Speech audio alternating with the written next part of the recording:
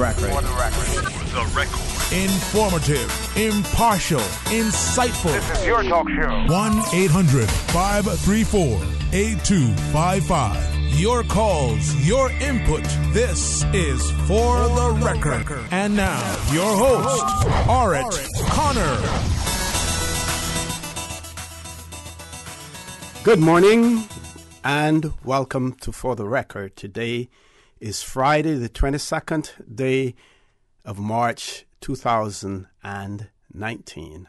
I trust that everyone had an enjoyable evening. Those of you who are on the road, again, we urge you, if you're a pedestrian, a motorcyclist, a bicyclist, if you're operating any other type of motorized vehicle on the road, we ask you to exercise extreme caution, observe the rules of the road, and remember that the life you save may just be your own. I want to thank you, our listening and viewing audience, for allowing Radio Cayman and by extension For the Record into your homes, into your vehicles as you traverse the busy roads of the Cayman Islands into your places of work, whether it be an office cubicle or if you're working in the outdoors. For the Record is a show produced by the staff and management of Radio Cayman, and it is geared towards keeping you abreast of issues as they arise and play out on the local, regional, and international scene. I am your host, ORRETT Connor, and you're welcome to join me every Monday, Wednesday, and Friday from 7:30 a.m. until 10 a.m. Our phone lines are always open. There is always someone there waiting to take your calls. This morning, it is the voice of DJ Lynn. You can call us on our toll-free number provided courtesy of Flow. That toll-free number is 1-800-534-8255. You can also call us on 949-8037 and the 949-6990. Email us at fortherecord. That is one word, fortherecord, at candw.ky. WhatsApp us on 925-3261, where we encourage you to leave us a text message or send us a voice note, the contents of which will be played during the course of the show. And of course, you can follow us on YouTube simply by subscribing to Radio Cayman live stream. We have no guests in the studio this morning, so we're going to have an open line for the entire show unless someone comes in, someone shows up and joins me in the conversation. But we have lots of things to discuss. I have many things to share with you as well. We will look back on the old Caymanian Weekly, which was a precursor to the Caymanian Compass, and the articles that the Compass runs in there, 50 years from a particular date, and we're going to go back and look at the 22nd of March in those years in the 60s and see what was being said then, what was being discussed.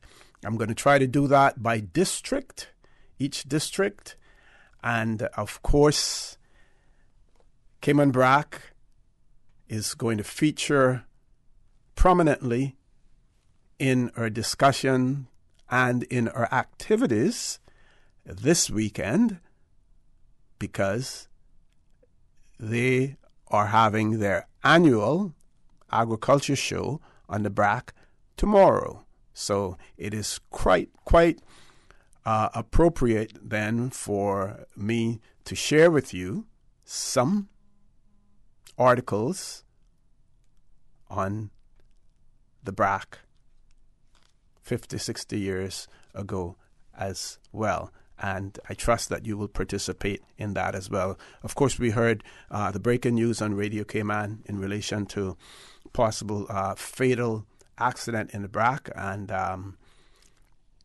our prayers go out to those who may be directly affected by this accident. We don't have precise details about it at this point in time, and of course we will wait for additional reports to come from the Royal Cayman Islands Police Service in that regard as well. From a regional standpoint, we see things happening all over the Caribbean. Our neighbor in Jamaica, we see again the sacking of another minister in the Andrew Holness government. Minister for Education was sacked a couple of days ago. It appears as if there is an ongoing police investigation in relation to fraud or corruption that has taken place yesterday.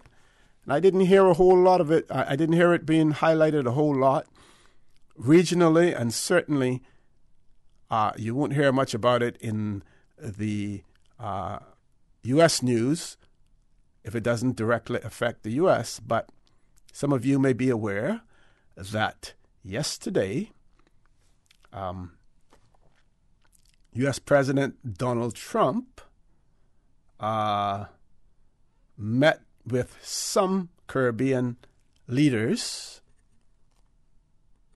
Some, I say, not all. And there's probably a reason, and I believe we know the reason why he didn't meet with all of them.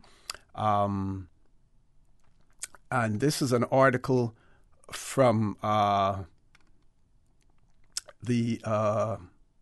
in the Antigua Observer, and it's headlined, Antigua and Barbuda government saddened by Caribbean leaders meeting today. That would have been today with U.S. President. And it reads that despite the release of a joint statement condemning any intervention and interference in the affairs of Venezuela, the Antigua and Barbuda government said it was regrettable that members of the Caribbean community, which is, of course, CARICOM, continue to be divided over the issue. A White House statement issued in March 19 stated that Jamaican Prime Minister Andrew Holness, Bahamas Prime Minister Dr. Hubert Alexander Minnis, President of the Dominican Republic Danilo Medina, President of Haiti Jovenel Moïse, and Prime Minister of St. Lucia Alan Chastanet will meet with U.S. President Donald Trump at his Florida resort, Mar-a-Lago.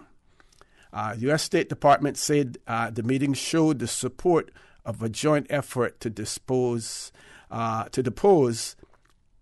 Venezuelan President Nicolas Maduro. So we see the countries that were invited to this meeting with U.S. President Donald Trump. Jamaica, Bahamas, Dominican Republic,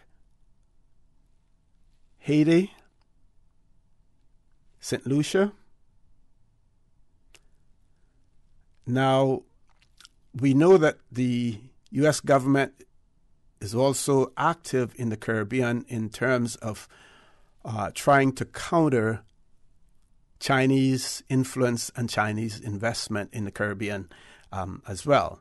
Now, some of these countries that are listed here, that their leaders, political leaders, are going met with President Trump, U.S. President Trump, do have relationships with the Chinese. Those that were not invited, prominent countries like Trinidad and Tobago, Barbados as well, Dominica, because remember now the Dominican Republic was invited, but not the Commonwealth of Dominica, which is headed by Roosevelt Skerritt, the Prime Minister there. All of those countries that were not invited took a particular stance in relation to Venezuela and decided that they would not support the U.S. effort to destabilize or to get rid of Nicolas Maduro. And there are clear and concise reasons for that as well. If it is Venezuela today, then who will it be tomorrow? So, Caribbean political leaders have to be extremely careful in terms of the support that they give to the U.S. in this instance, because they never know when they may be included as well. Oh, one of the other countries that was not included in that also would have been St. Vincent and the Grenadines. And of course, the Prime Minister there was not invited either. Now, there are those, they have pointed out, many of the leaders who were not invited have pointed out that anyone attending that meeting is not empowered to speak on behalf of CARICOM. They can speak on behalf of their own countries, but not on behalf of CARICOM, because it is not a meeting that was sanctioned necessarily by CARICOM, and as such, they're not empowered to speak for those. So here we see a little dissension amongst the Caribbean. Here again we see nations within the region not sticking together when it comes to a common position. Of course, this also goes to show you the clout that the U.S. government has in relation to how it dispenses its aid to the various countries. And goes to show you that if they like you, then they can try to help you. And if you don't follow to the line with them, then they will take you, they will marginalize you, and they will hurt you. One of the things that I would caution the opposition parties in all of these countries, those countries that their political leaders were not invited to this meeting, do not use this as a political advantage over the ruling government. Because there are clear reasons why the U.S. did what they did. Clear reasons for it. So don't use it for a political advantage simply because your political leaders may have taken what they deem to be a correct stance. We have one caller. We're going to ask that caller to hold on. We have to take a commercial break at 7:45. As soon as that commercial break is over, we will take you, caller. So please hang in there. For the record, we'll be back shortly. The Cayman Islands boasts of a long, colorful, and rich history. In tribute to our roots, Radio Cayman, the voice of the Cayman Islands, is pleased to bring you the Historical Vignette Series, sponsored by Cayman National Bank. Visit Cayman National Bank today for all of your financial needs. The Cayman Islands, he hath founded it upon the seas. In 1773, George Gall spent 10 days in and around Grand Cayman, creating the hydrographic survey of Grand Cayman based on the first survey made by the Royal Navy and what is now well known as the Gall Map. For 17 years, from 1764 to 1781, George Gall, a Scots surveyor, charted the waters of the Gulf Coast off British West Florida. Along with approximating the population at around 450 persons, Gall made several other observations, including that the inhabitants may truly be said to live in a state of nature. The women are numerous, and those who are natives of the island have a modesty in their looks and a decency in their behavior, not always to be met with between in the tropics. George Gall was elected to the American Philosophical Society in 1774, and his surveyor's tools and his map appear on the stamp of the Cayman Islands issued in 1989. Radio Cayman's historical facts vignettes are proudly brought to you by Cayman National, with branches on all 3 Cayman Islands. Visit Cayman National Bank today for all of your financial needs.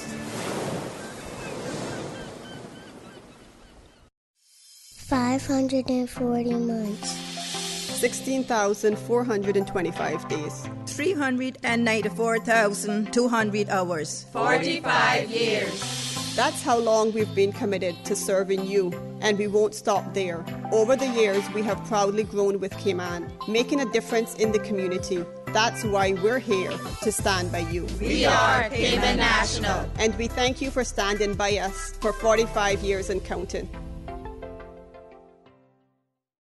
It's March Madness on all SUVs at BAM Motors, with SUVs starting as low as $20,500 and savings up to $6,000. Find the SUV that fits your budget and island living style.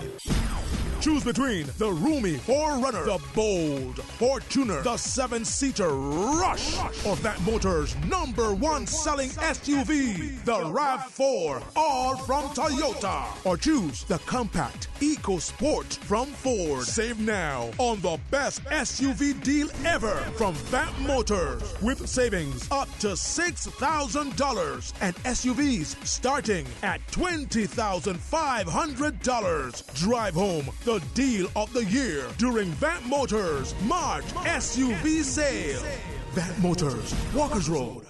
The Cayman Pharmacy Group would like to thank the Cayman communities for their continuous support for over the past decade. CTMH Doctors Hospital Pharmacy opened its doors in March 2000. West Bay Pharmacy first opened their doors in March 2004. The Cayman Pharmacy Group was established in July 2007. Throughout the years, our CPG family has provided more than just pharmaceuticals to our loyal friends and customers. The Cayman Pharmacy Group has protected the lives of our medical community by securing the best healthcare advice and pharmaceutical services. To us at CPG, you are more than just a number. So, we are taking the time to say thank you for choosing CPG. The Cayman Pharmacy Group, taking care of your health. At Seaboard Marine, customers often ask us questions about their shipments. Hi, I'm thinking of buying a car from the States. Which port do you ship out of? Hi, we ship out of Miami, Houston, and Brooklyn. Just let us know your port of choice and we can provide you with a quotation and answer any questions you may have on insuring and protecting your vehicle during its journey. Shipping shore to shore, Seaboard. The Rotary Clubs of the Cayman Islands, Rotary Central Cayman Islands, Rotary Club of Grand Cayman, the Rotary Club Grand Cayman Sunrise, along with other valued community partners, look forward to the completion of the Rotary Children's Schoolhouse at the Queen Elizabeth Botanical Park in East End later this month. New leaves, new pages, new sightings, new sounds. Rotary Cayman Islands, inspiration to the next generation. Hello, I am Noel March, a small business owner in Georgetown for over 20 years. Small businesses depend on government to develop a quality infrastructure and environment that encourages entrepreneurs to create and grow local businesses, resulting in the creation of jobs and prosperity for Caymanians. Small businesses help drive our economy. Just as we have supported building the new airport, we must support the building of the new cargo and cruise port. It will give our tourism industry the opportunity to grow and Caymanian entrepreneurs the chance to shine. Support the port. Support our tourism. System 1 loaded. 1-800-534-8255. What is on your mind when it comes to the government, independence, and the opposition? Issues that matter to you. 1-800-534-8255. Waiting to hear from you. For the Record. This is For the Record with ORRETT Connor. Good morning and welcome back to For the Record. No guest in the studio, so we're going to have an open line all morning for you to engage in the conversation as well. We still have that caller on hold. Oh, no caller now. Let's go to 50 years ago. And on the 22nd of March, 1967, in the 22nd of March, 1967 edition of the Caymanian Weekly, a precursor of the Caymanian Compass, Cayman Brac correspondent Lillian Rich wrote. And the title here is 50 Years Ago, Administrator John A. Comber Talks Brac Issues.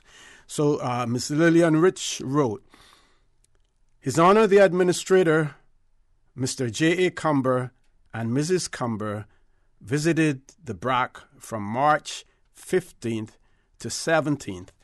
A public meeting was held at the Secondary Modern School on Wednesday evening. The district commissioner, Mr. D.H. Foster, presided, giving a gracious welcome to His Honor and his wife, and thanking the representative audience for attending. His Honor expressed his pleasure to be speaking in the building, symbolizing an improvement long hoped for. His hope for money for playing fields, which are a need in all three schools, was also expressed. In his delight in seeing the school really operational, he was particularly impressed with the attendance of over 80 scholars. The problem in education, which is true of the Caribbean as well as other parts of the world, is staff, and government is looking, if necessary, even beyond Jamaica, for teachers. From these secondary schools, our children will be enabled to go on to prepare for professions and qualified position.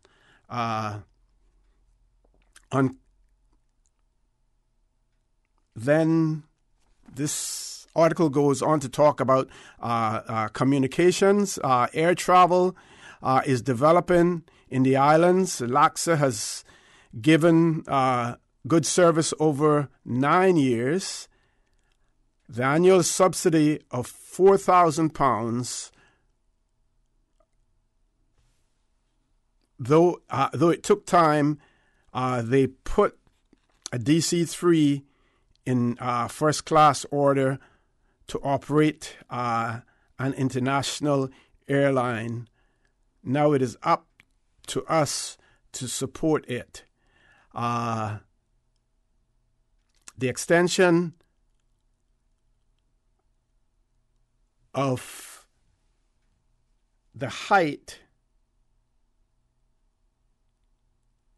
trying to figure out what that word is, eastward to Kingston is an improvement. Telephones. There is a temporary VHF link from Grand Cayman to Jamaica through to Kingston, London, and New York. So he's talking about telecommunications as well. Then he speaks about shipping. Mr. Dantzler's plan for harbor development in Cayman Brac is a promise venture for these islands. Broadcasting technical advisor for a sound broadcasting station will be here the first week in April. Government has received applications for broadcasting license.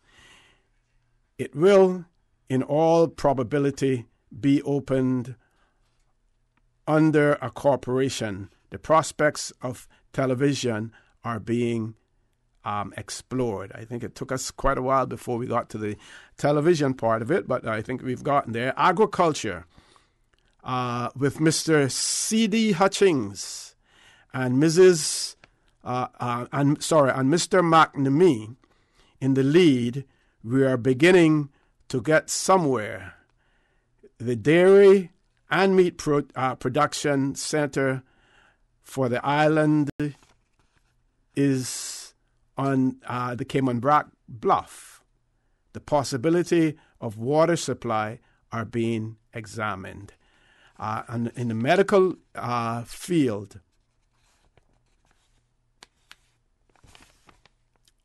medical, the new dentist has arrived and will soon visit Cayman Brac.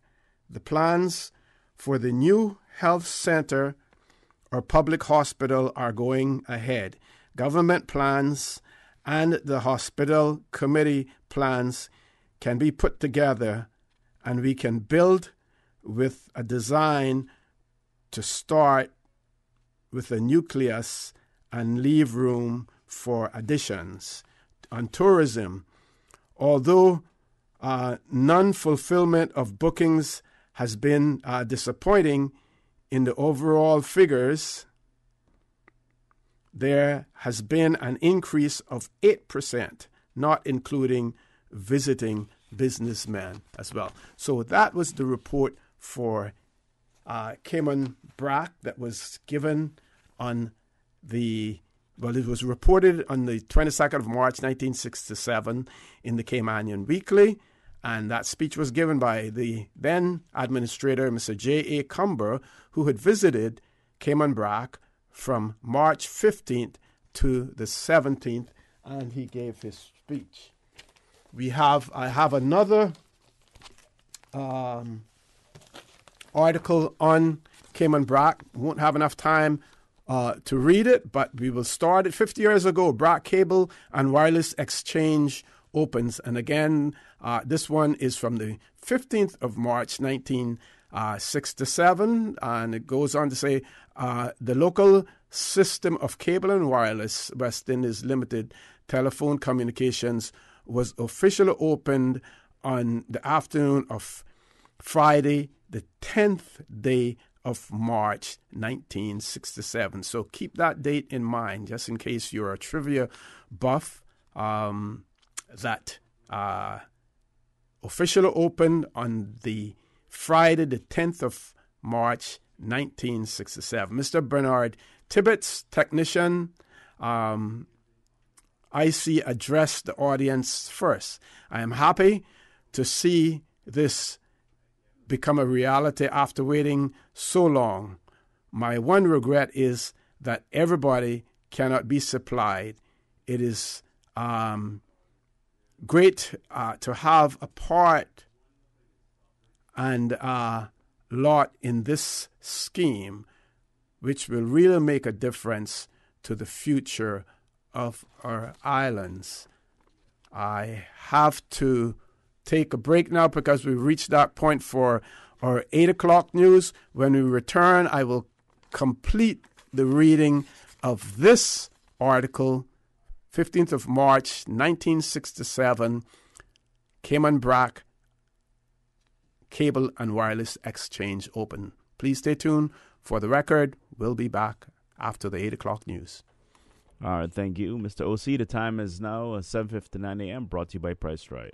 Price Right is Grand Cayman's warehouse shopping superstore, making your dollar go further with huge savings and no membership fees. Get more of the things you use every day at the right price. But it's not just grocery and health and beauty. Price Right has a full range of products from office to automotive, patio furnishings to kitchen appliances, and even electronics. And since warehouse prices mean savings for you, everything is priced right at Price Right, Grand Cayman's warehouse shopping superstore. The voice of the Cayman Islands. 89.9 FM in Grand Cayman and 93.9 FM in Cayman Brac and Little Cayman. Silver wings shining in the sunlight. Radio Cayman. Access. Information. Your community. News and information. Radio Cayman is your choice, your voice for today's biggest news. Radio Cayman.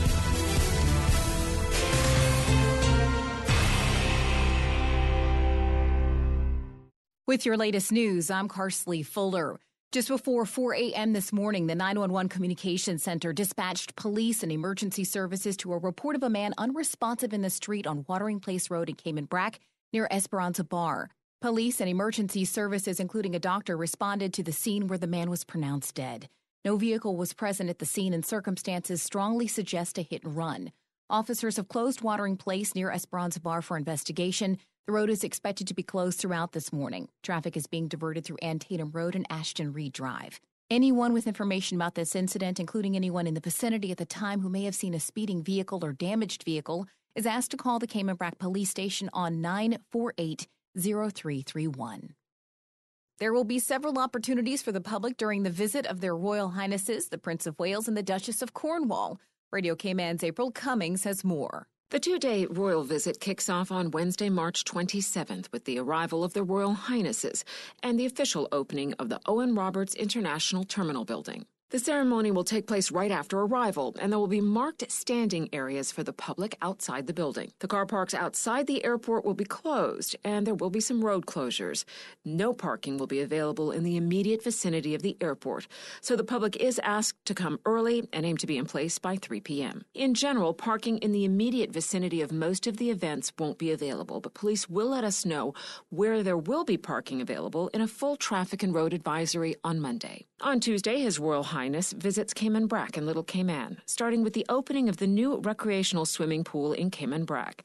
The public is advised to arrive at the Cayman Brac Sports Complex on Coastal Way in Stake Bay before 11 a.m. There will be no parking in the area. His Royal Highness will also attend an event at the Central Caribbean Marine Institute in Little Cayman. People there will be able to greet the Prince on arrival and departure, but will need to be in position by 12:30. As in Little Cayman, no parking in the immediate vicinity. A dedicated shuttle bus will be provided for Thursday's investiture ceremony at Pedro St. James. It will run continuously from 5 locations from 3:30 p.m. in the afternoon until 5:20. Those locations are Savannah Primary, Savannah Seventh-day Adventist Church, the Savannah United Church, Savannah Church of God, and the Savannah Post Office. Everyone does need to be in place before 5:30 p.m., and there will be no public access to Pedro St. James between 5:30 p.m. and 7:30 p.m. Once the reception is over, though, shuttle bus service will resume. April Cummings, Radio Cayman News.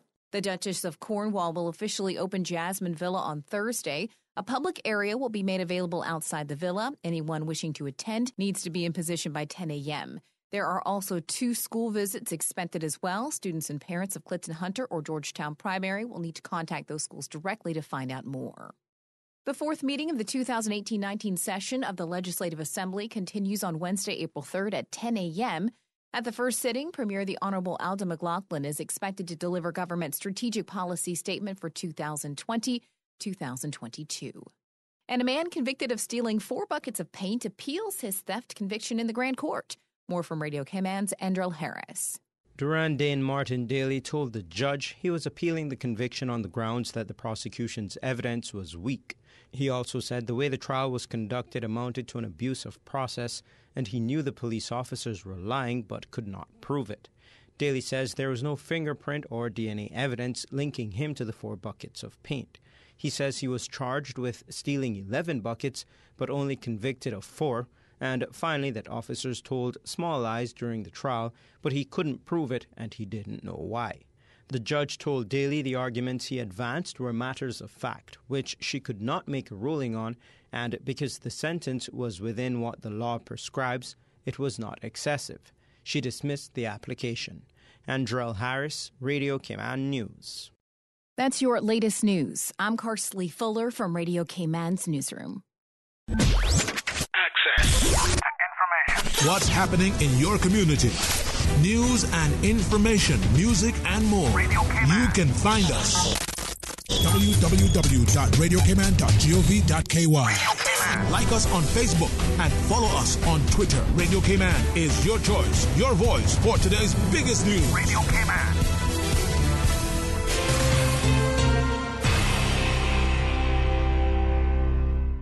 At Kirk's Home Center, we can make your life much better. We got it all together. We got a great deal in store for you. This week at Kirk Home Center, dine in style with Sonoma's 16-piece dishware set for $85.89. Available in steel blue, ivory, turquoise, and red. Find 11-piece stainless steel knife sets for $10.09 and 20-piece stainless steel cutlery sets for $39.99. Install a bathroom exhaust fan for $18.89 and stay safe with a hallway smoke alarm complete with a 10-year battery life for $39.89. Kirk's Home Center. We got a great deal in store for you.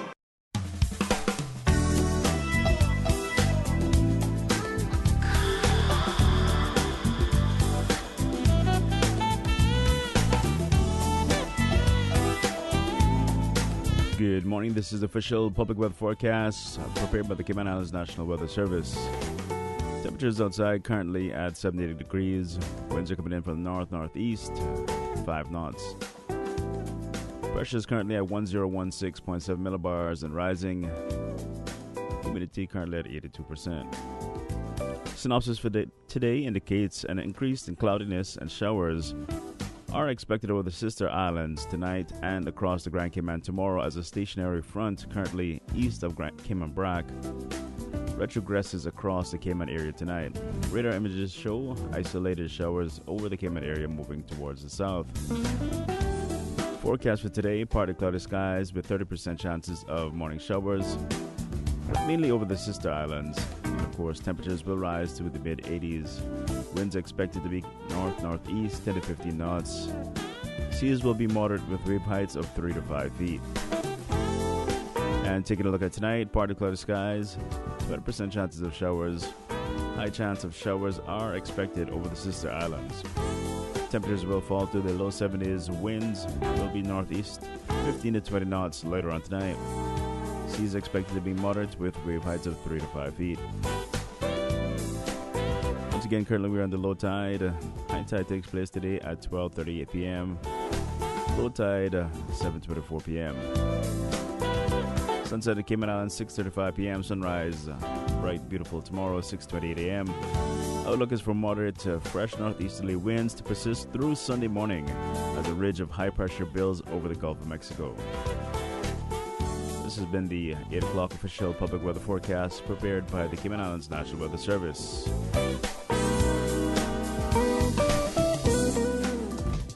From happy beginnings to happy ever after. Brit K protects your lifestyle with the best insurance cover at the best possible price. Health insurance with far-reaching benefits. 95% of claims settled in 5 days. Low-cost life insurance. And investments. Security in retirement. With a custodian pension plan. For happy beginnings and a happy ever after. Visit BritK.ky or call 949-8699. Brit K, where people come first.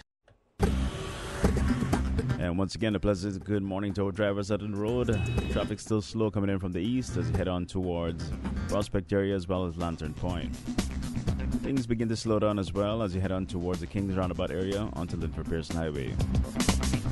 Things begin to pick up, however, as you head on towards Bobby Thompson and the CNB Roundabout area.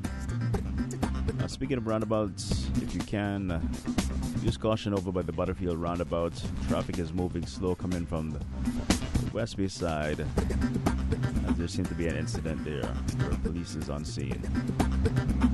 Taking a look over at Godfrey Nixon Way, clear flow in traffic as well on Edward Street and Shedden Road. Coming in from the west on the Ritz-Carlton side, traffic not too bad. If you have any incidents report, give us a call 949-6990. Radio Cayman invites our listeners to join us on Sunday, March 24th for a live broadcast from the Crossroad United Baptist Church in West End, Cayman Brac. Radio Cayman will bring the local morning worship service to you live starting at 11 a.m. on 89.9 FM and 93.9 on the Brac and Little Cayman. Radio Cayman, celebrating 43 years of service to the people of the Cayman Islands.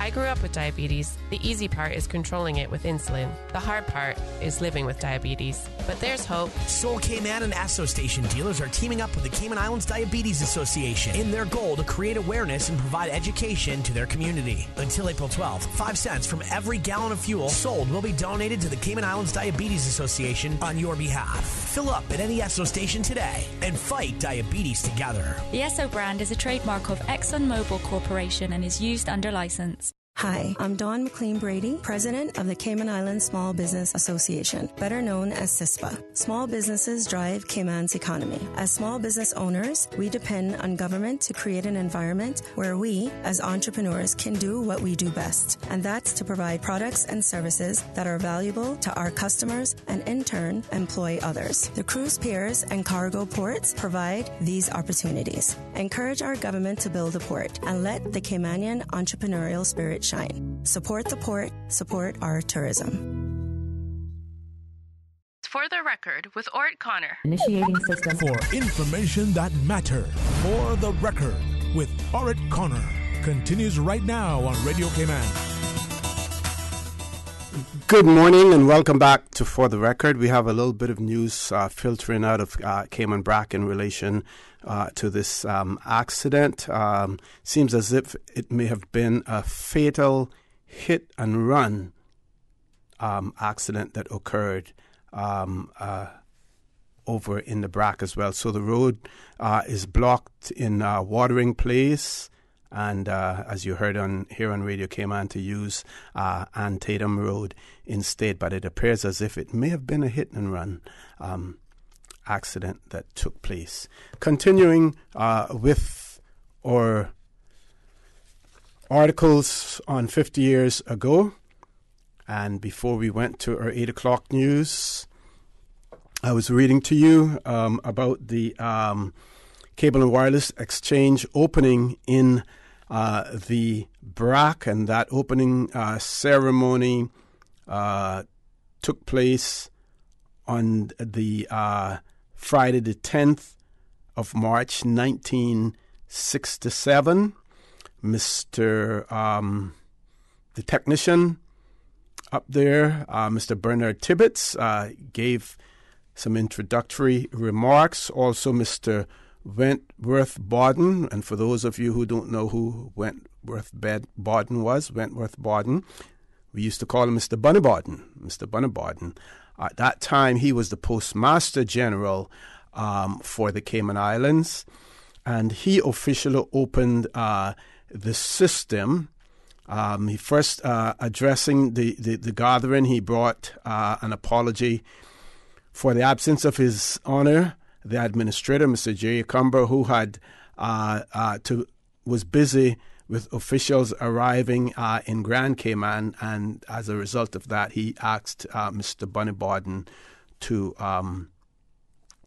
stand in for him. Of course, Mr. Wentworth Bawden later became the permanent secretary in the Ministry of Communications. I believe it was called Communications and Works then.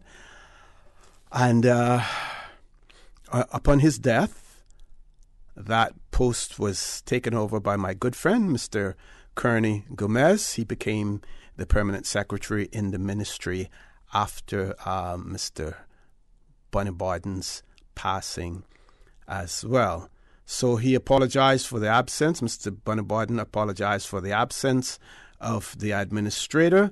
And then he's quoted as saying, in developing countries, communications and telecommunications are a big part that we may not be cut off. It's a big part that we may not be cut off from the outside world. Although only a portion of the system is operational, it must mean a great deal to the islands, and we hope that in the not-too-distant future, the three islands will be connected and we will have our own international links. He goes on to say that the system is temporary until the some sort of scanner system is in operation. He went on to thank the audience. He went on to thank the audience. He went on to thank the audience for coming out on such short notice, adding that there will be a more formal function to mark the opening on a whole when the organization of the system is completed. And he's quoted as saying, I have very much pleasure in declaring the system internally in Cayman Brac open, and would like to make a call to the district commissioner in office. And the number at that time was 2 222. So it looks like it was in 1967, only 3 digits in the BRAC because everything was internal. And over the wires, he said, "Hello, Dennis Wentworth here. I have just opened the internal system in the exchange, and I am making this first call to you. The Marconi engineers in Jamaica now are coming here. In another 6 to 8 weeks, the system will be in full swing." Right. It's been a pleasure to be here. Wish you luck over these phones. So, internal phone system that was there.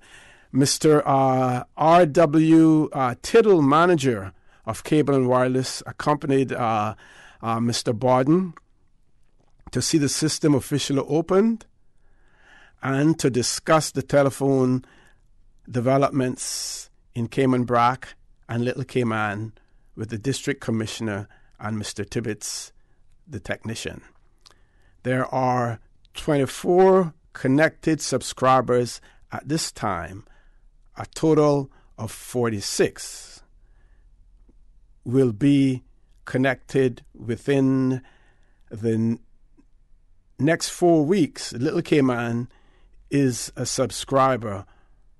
On the BRAC, there are to be 4 public telephones as well. So 4 public telephones in 1967, 24 connected at the time on the 10th of March, 1967, and 46 that would be connected within the next 4 weeks.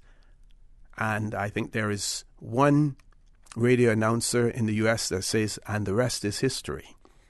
Well, yep, the rest is history here in the Cayman Islands for us, because we know that we have advanced so much in terms of our communications network. One of the reasons why the Cayman Islands are so attractive to international business, because of the ease of communication, because of the facilities that we have, and also, and some of you may chuckle about this and may be alarmed, but the consistency of service.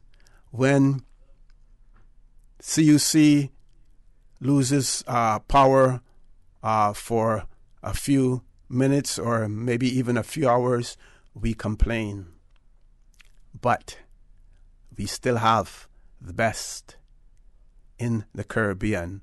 We still have the best probably in many, when compared to many places throughout the world, in terms of our infrastructure, in terms of our telephone and other communications, in terms of our electricity as well. That is what has made the Cayman Islands. One of these days, we have other publications in relation and talk about the history of power generation in the Cayman Islands. Talk about pioneers like Mr. Charles Hislop.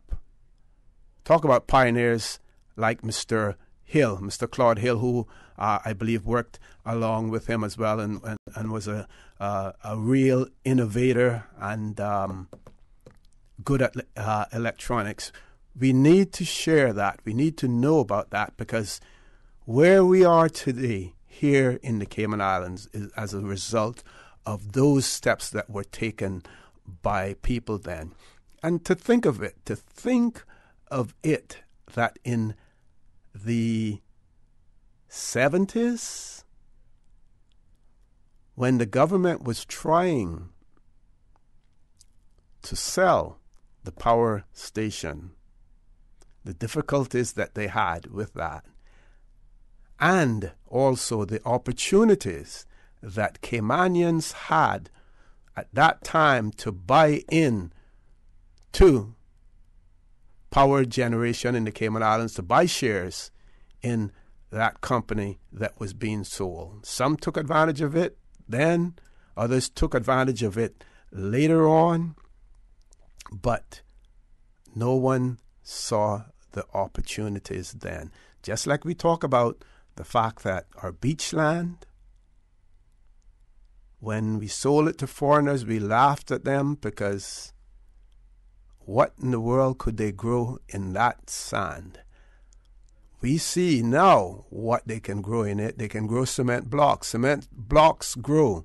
Concrete will grow on the beach. People grow on the beach now. So again, the value that we placed on beach land in those days and the value that is placed on it now, completely different. We can lament about it. We can't do anything. We can't change it at this point in time other than try to reclaim some of the amenities that we lost. That is why I propose that one way for us to reclaim property in the Cayman Islands, and I know the real estate people, the realtors, won't like this, or maybe some of them will because it may mean more activity for them. But any land that is laying fallow is not being used, and it is not owned by a Caymanian, the government should place an annual tax on that property because people simply have it for speculative purposes. They're speculating, they're hoping, waiting for prices to go up, and they get these exorbitant prices for property, but yet they're not necessarily resident in the Cayman Islands. Now I know that some politicians do not like to upset the apple cart. They feel that we have a good thing and let's not upset it. We have to be innovative. If your children, your grandchildren, your great-grandchildren, your great-great-grandchildren are going to own a piece of this rock, then one way to go about doing that is to not let foreign people hold it for speculative purposes. And if they want to hold it for speculative purposes, then they should pay an annual tax on it. Some people may think it is radical. It is not radical at all. It is just simply, if you say that you want to preserve Cayman for Caymanians, then that is one way to do it. Now, I said preserve Cayman for Caymanians, but if the Brits and the UK parliamentarians have anything to do with it, we are all part of Britain. We are all part of the UK. That is one of the reasons why they offered British citizenship to us, because you are now part of global Britain. And if you're a part of global Britain, then you have to adhere to Earth standards. You have to uphold the uphold and support the international treaties and covenants that the UK has entered into. So you will have to get rid of belongership, or what we call Caymanian status here in the Cayman Islands. You will have to respect human rights. You will have to accept marriages, mixed marriages, civil partnerships, civil unions.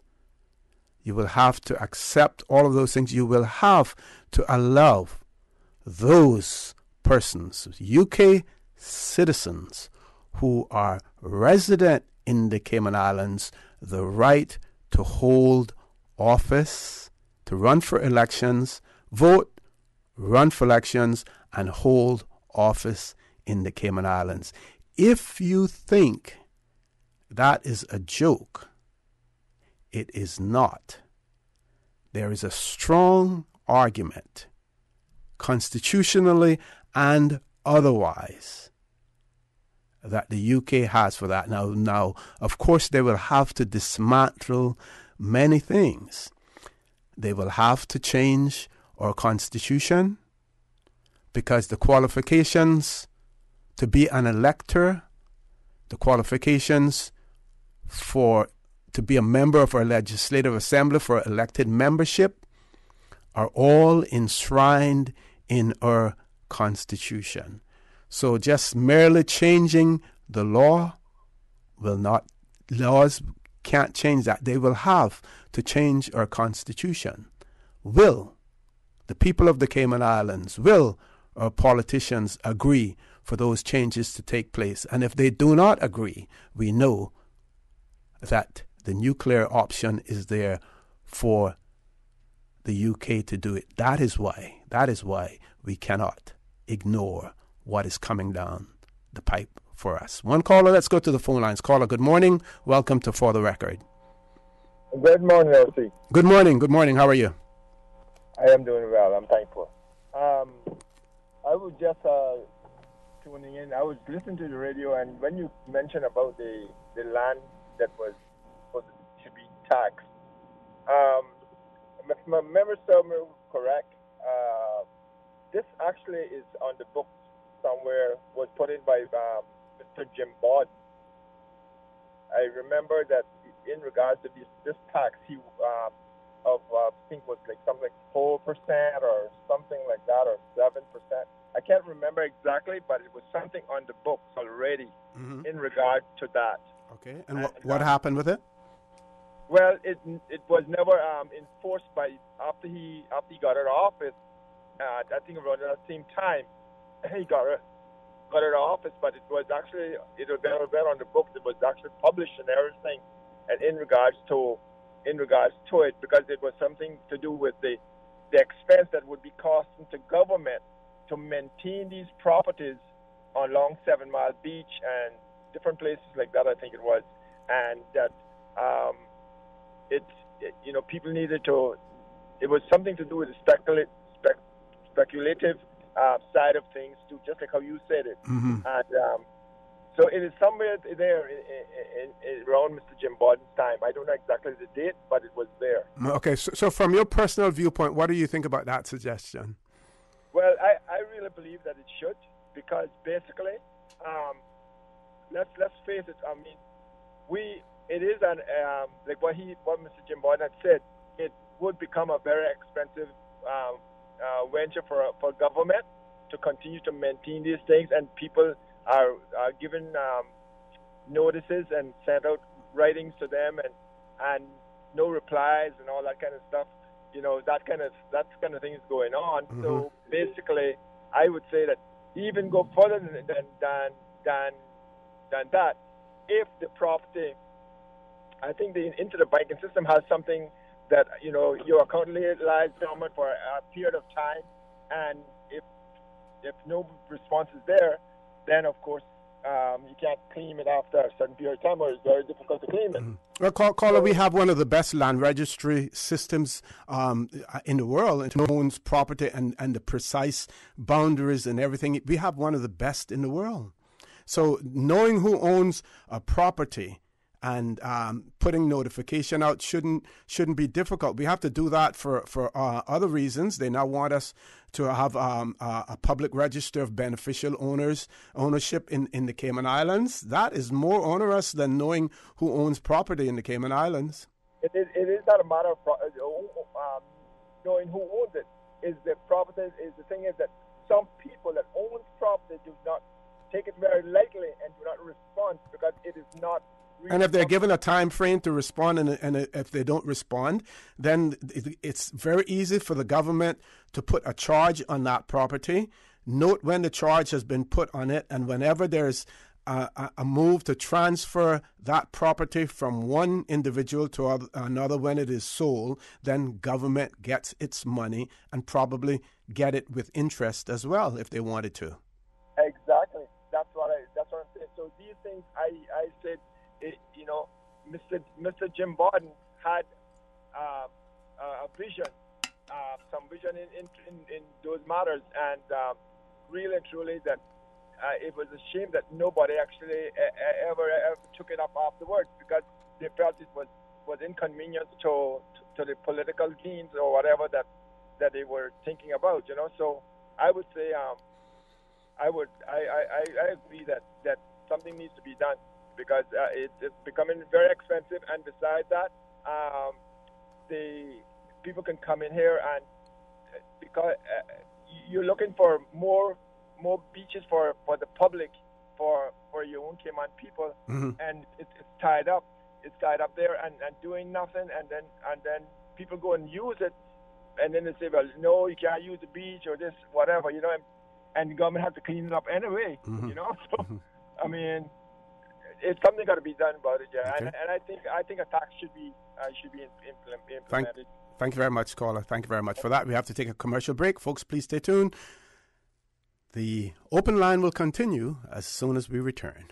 The Rotary Clubs of the Cayman Islands, Rotary Central Cayman Islands, Rotary Club of Grand Cayman, the Rotary Club Grand Cayman Sunrise, along with other valued community partners, look forward to the completion of the Rotary Children's Schoolhouse at the Queen Elizabeth Botanical Park in East End later this month. New leaves, new pages, new sightings, new sounds. Rotary Cayman Islands, inspiration to the next generation. It's March Madness on all SUVs at BAM Motors, with SUVs starting as low as $20,500 and savings up to $6,000. Find the SUV that fits your budget and island living style. Choose between the roomy 4Runner, the bold Fortuner, the 7-seater Rush, or that Motors' #1 selling SUV, the RAV4, all from Toyota. Or choose the compact EcoSport from Ford. Save now on the best SUV deal ever from Vamp Motors, with savings up to $6,000 and SUVs starting at $20,500. Drive home the deal of the year during Vamp Motors March SUV sale. Vamp Motors, Walkers Road. If you would like to have clear and healthy skin, then ask the pharmacist at Healthcare Pharmacy in Grand Harbor about Proactive and X-Out skincare products. Get your best blemish-free skin ever with dermatologist-developed Proactive. X-Out is a revolutionary doctor-developed acne treatment designed just for teens. This one-step face cleanser works 3 ways to clear up acne. Ask the pharmacist at Healthcare Pharmacy in Grand Harbor for advice on Proactive and X-Out. Get the skin you've always wanted. Healthcare Pharmacy, Grand Harbor. This Easter weekend, the Cayman Islands will welcome the rest of the Caribbean, and you do not want to miss it. Carifta 2019 takes place at the Truman Bodden Sports Complex from April 20th to 22nd. Watch the region's most talented track and field athletes compete and come cheer on your Cayman athletes. Get ready to raise your flags at the Caribbean's biggest athletic event this Easter weekend. It's Carifta 2019. Tickets start as low as $10. On sale now at CaymanCarifta2019.ky. See you at the games. Carifta 2019, brought to you in partnership with the Cayman Islands Government and CUC. Sponsored by the Cayman Islands Athletic Association, DART, Maples Group, Pinnacle Media, and Radio Cayman. It's all about unity. System 1 loaded. 1-800-534-8255. What is on your mind when it comes to the government, independence, and the opposition? Issues that matter to you. 1-800-534-8255. Waiting to hear from you. For the Record. This is For the Record with ORRETT Connor. Good morning and welcome back to For the Record. I'm going to switch gears a little bit here. Actually, I have another one of the Compass's articles 50 years ago. Lighthouse Club officially opens in Breakers. We will talk about that a little bit later, bring back a little nostalgia for those of you who know about the Lighthouse Club and used to attend there as well. On Monday, we had Minister Joe Hugh on the show with us, and one of her very faithful listeners wrote in on Monday, but I received it too late to talk about it, to read it then, and I will read it now. And the listener says, said it was very pleasing to hear two of our representatives, Honorable Minister Joey Hugh and MLA Mr. Kenneth Bryan, speak to each other with courtesy about very significant topics. It is pleasing for the public to not only hear what they are saying, but how they are speaking to each other. So kudos to them. And then the person says that they were thanked me for repeating. A gentleman called in talking about the population figures in the Cayman Islands and the move to move on to reach 100,000 persons in our population. It says, "Thank you for repeating it. Whoever wanted to promote the ludicrous idea of increasing our population to 100,000 needs to know that they do not wish our country well as well for that." One caller, let's go to the phone lines. Caller, good morning. Welcome to For the Record. Good morning, OC. Kenneth Bryan here. How are you? Good morning, Mr. Bryan. How are you, sir? Not too bad. I hope you can give me the privilege to bring up a topic that probably you haven't covered this morning. But Certainly. Had an open mic. As a legislator, obviously, and a representative, it's my job to try to find my people work. And with the construction boom, I've been trying my hardest to go out there and find work. And I stumbled upon a problem, and I'm conflicted on how to try to find solutions for it. And I just want to throw it out there, get your feedback and potentially the public's feedback. Mm-hmm. And it is in respect to the construction field. As you know, contractors will have a number of workers. And for this example, I'm going to say 16 workers for a contract. Sometimes that is split between work permit holders and Caymanians. And in this industry, you know that things go up and down. Sometimes you'll have a contract, sometimes you won't. Things will slow down, things will speed up. Right. And contractors, naturally, will say, okay, if things are slow, some people got to get laid off. So this month you may have 16 workers. The job is finished and you got to cut it down because you only have some side projects. You go down to 8. Mm-hmm. So the question then comes up is, which 8 has to go? Whether it be the work permit holders or the Caymanians. And naturally, the first thing that comes to my mind as well, I mean, my priority is Caymanians. Mm-hmm. But there's an obligation, I guess, through the immigration department for those contractors to have work available for those work permit holders, so they're not just sitting around the island doing nothing. But then I hear that point, but then what about my Caymanians who need work to survive and live and eat and feed their families as well? Mm-hmm. But if I can interrupt you for a second, the work permit is issued for them to be able to work. When there is no work, then they should turn the work permit in or say to the employee, I have no work for you at this point in time. I won't turn your work permit in, but you may want to leave the jurisdiction until such time as I have work again for you. Most of them don't do that. What they do is they allow the person to stay on island, and then that person goes around looking for other jobs as well, unfortunately. And you're probably right. But in most cases in the industry, the work going down and up is usually for probably just a week and a half, Mm-hmm. 10 days, probably 2 weeks. Mm-hmm. And from a contractor's perspective, and this is the feedback I'm getting, is that Kenneth, I can't expect to send somebody back home to Jamaica or to Honduras or to the Philippines for a week and a half because we don't have any work. Mm-hmm. Because that's a costly event to the contractors and the owners. But at the same time, and then they use the excuses, I'm legally obligated under law to make sure they continue to have work. So the first person that goes, and I've found this in numerous amounts of times, is they say, we're going to lay off the Caymanian for the week and a half, and that person has no work until the other job starts. And And like you said, much of those contractors don't even report that. They'll just either one tell the work permit holder, having to work, and they're sitting around doing nothing for 2 or 3 weeks potentially. And when a person is not working and not having income, who's from the island, God knows what they will get up to. Or the other option is the Cayman doesn't have any income.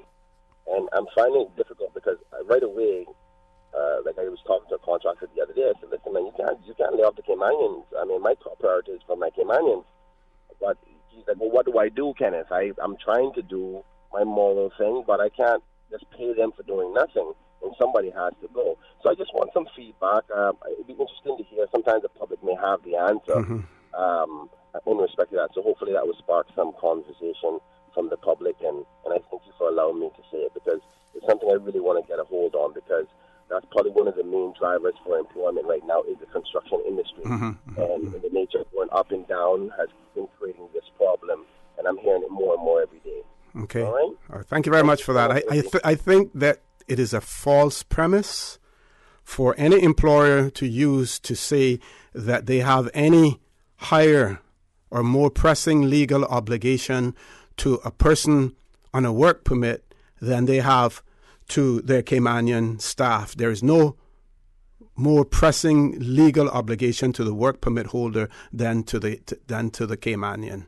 They may feel morally that because that person is here and need to support themselves that they need to do that. But the Caymanian is put in the same position as well. We have 2 callers. We're going to take one before the break, and then we will take a commercial break and take the second one after. Caller, good morning. Welcome to For the Record. Yes, good morning. Good morning. How are you? Not too bad, I'll see. How much minutes I have? You have about 2 minutes, unless you want to hold on. We can do the commercial break now, and then I'll take you. I'll hold on. Okay. All right. Folks, please stay tuned. For the Record, we'll be back shortly. At Seaboard Marine, customers often ask us questions about their shipments. I have various items coming from different suppliers that I need to ship to Cayman. Do you offer consolidation? Yes. Seaboard Marine offers consolidation for full and less than container loads. We can hold your packages at our Miami warehouse until everything arrives and ship it all in one go. And we have the best rates to Grand Cayman. Visit seaboardmarine.com for more information. Shipping shore to shore. CTMH Doctors Hospital Pharmacy, formerly known as Professional Pharmacy, would like to thank the Cayman communities for their loyal support these past 18 years. Our staff work towards healthcare excellence and providing the most current and up-to-date training with pharmaceutical care. Thorough background checks and follow-up consultations is only the beginning. Your safety is our concern. Our staff are respected healthcare professionals whose job requires careful and precise calculations. Thank you for being a part of our family and for choosing CTMH Doctors Hospital Pharmacy, where we prepare to provide exceptional care. At CTMH Doctors Hospital Pharmacy, we care about your health. The Cayman Brac Agriculture Show Committee presents the 16th Annual Cayman Brac Agriculture Show, Saturday, March 23rd from 8 a.m. until 4 p.m. at the Agriculture Grounds of Songbird Drive on the Bluff. Tons of fun for the entire family. Animals, antiques, art and craft displays. Only $8 entrance fee. Children 4 to 10 years old, $4, and free for children 3 and under. Raffle tickets are $10 and include entry for a grand prize of $2,000 among others. Travel from Grand Cayman is a breeze with extra same-day flights on Cayman Airways. Check them out on Facebook at Brac Agriculture Show. Don't miss the annual Cayman Brac Agriculture Show, Saturday, March 23rd. Loose change may not seem like much to you in the moment, but it can sure add up to a lot. Last year, the Meals on Wheels coin drive helped to deliver over 6,000 nutritious hot meals thanks to your generous donations and the awesome volunteers. So please, gather up your loose change or whatever you can afford to donate when you see Meals on Wheels volunteers stationed around Grand Cayman on March 22nd and 23rd and join Meals on Wheels, Davenport Development and Radio Cayman in the fight to end senior hunger in the Cayman Islands. Visit mealsonwheels.ky to sign up today. For the Record with ORRETT Connor. Initiating system. For information that matters. For the Record with ORRETT Connor. continues right now on Radio Cayman. Good morning and welcome back to For the Record. We still have that caller on hold. Caller, go right ahead. Yes, OC. You there? Yes, go right ahead. Yeah, you had a caller earlier on about that we were referring about Mr. Jim Borden. Well, he was talking. We were talking about the fact. Yeah, I know what he was talking about. Okay, yeah, and he said that Mr. Jim had he proposed something or had wanted to have something similar in place. Yeah, no, well, it's something with the land ownership and people that bought up a lot of land on 7 Mile Beach. Mm-hmm. If I want to stick back a little bit into history, you remember in 1976, I think it was, that the bank that Duke said had started. Mm-hmm. Interbank? Yeah, you remember that shut down? Yes. The other oligarchs and banks in town shut him down. Okay, yeah. You know the main reason why they shut him down? Well, some people say because he was pro-Caymanian and was loaning money to Caymanians, exactly. Which was some of them weren't doing at that time. Exactly, he was loaning money to people in Cayman that tried to get loans from some of the big banks in Cayman at the time, mm-hmm. and they were refused for the simple reason because the income was not up to date with them. Mm-hmm, mm-hmm. So this man took it upon himself and loaned these people the money, and he was loaning money. Where he was getting the money from that he was loaning them, this is what the banks decided to try to find out. Okay. But apparently, the connections that he was making with some of the other oligarchs in Cayman Islands or in Georgetown at that time, they were for him. And the big boys was not for him, if you understand what I mean. Mm-hmm, mm-hmm. So when people bought up some land, not just Caymanians were loaning money, you know. You had people from outside that were loaning money that bought some of these properties. You understand? Yes. So those people, when the bank crashed, those people had to find new grounds, if you understand what I mean. Mm-hmm, and mm-hmm. Some of those properties are still there, in my estimation, because I was operating at the station at that time, and when the bank failed, I had quite a few people that were dealing with the gas station there. So I was sort of, gave little hints on who were buying these properties, mm-hmm, you know? And this is where the government right now, they need to do a lot of research and find out exactly what went down, because it's some big boys that own properties down there, if you understand what I mean. Got you. And I'll go from there, but, also one of these days, we'll get a much longer talking. I'll tell you a lot of things that went on down there. Definitely. All right, brother. Take care, man. Take care. Enjoy the weekend. Enjoy the agriculture show over there as well. Yeah, we got the perfect weather for it, Yeah, excellent. Okay, good. Thanks, man. Take care. Bye-bye. Next caller, good morning. Welcome to For the Record. Good morning, OC. Good morning, sir. How are you? I'm fine, and yourself? I'm good, thanks. Good. Mr. Lim gave you For the Record. Good thing for the record there. we all know what went down with that. Yes. That was not good for the Caymanian people, but anyway.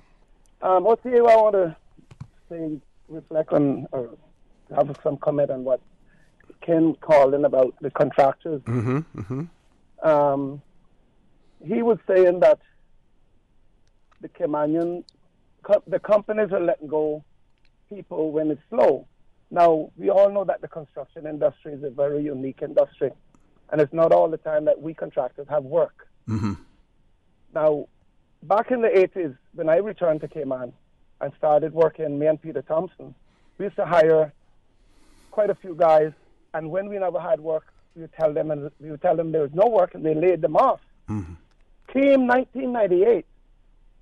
Somebody in government decided to put something in the law about if you let somebody off, it constitutes firing that person. No company wanted to lay off anybody at that time. and nobody told the work permit holders that they had to go back to wherever they come from and wait until a job came up. Nobody did. They were scared of being dragged in the courts, through the labor board and immigration board and everybody else that had the authority over them. And that is what has happened in Cayman.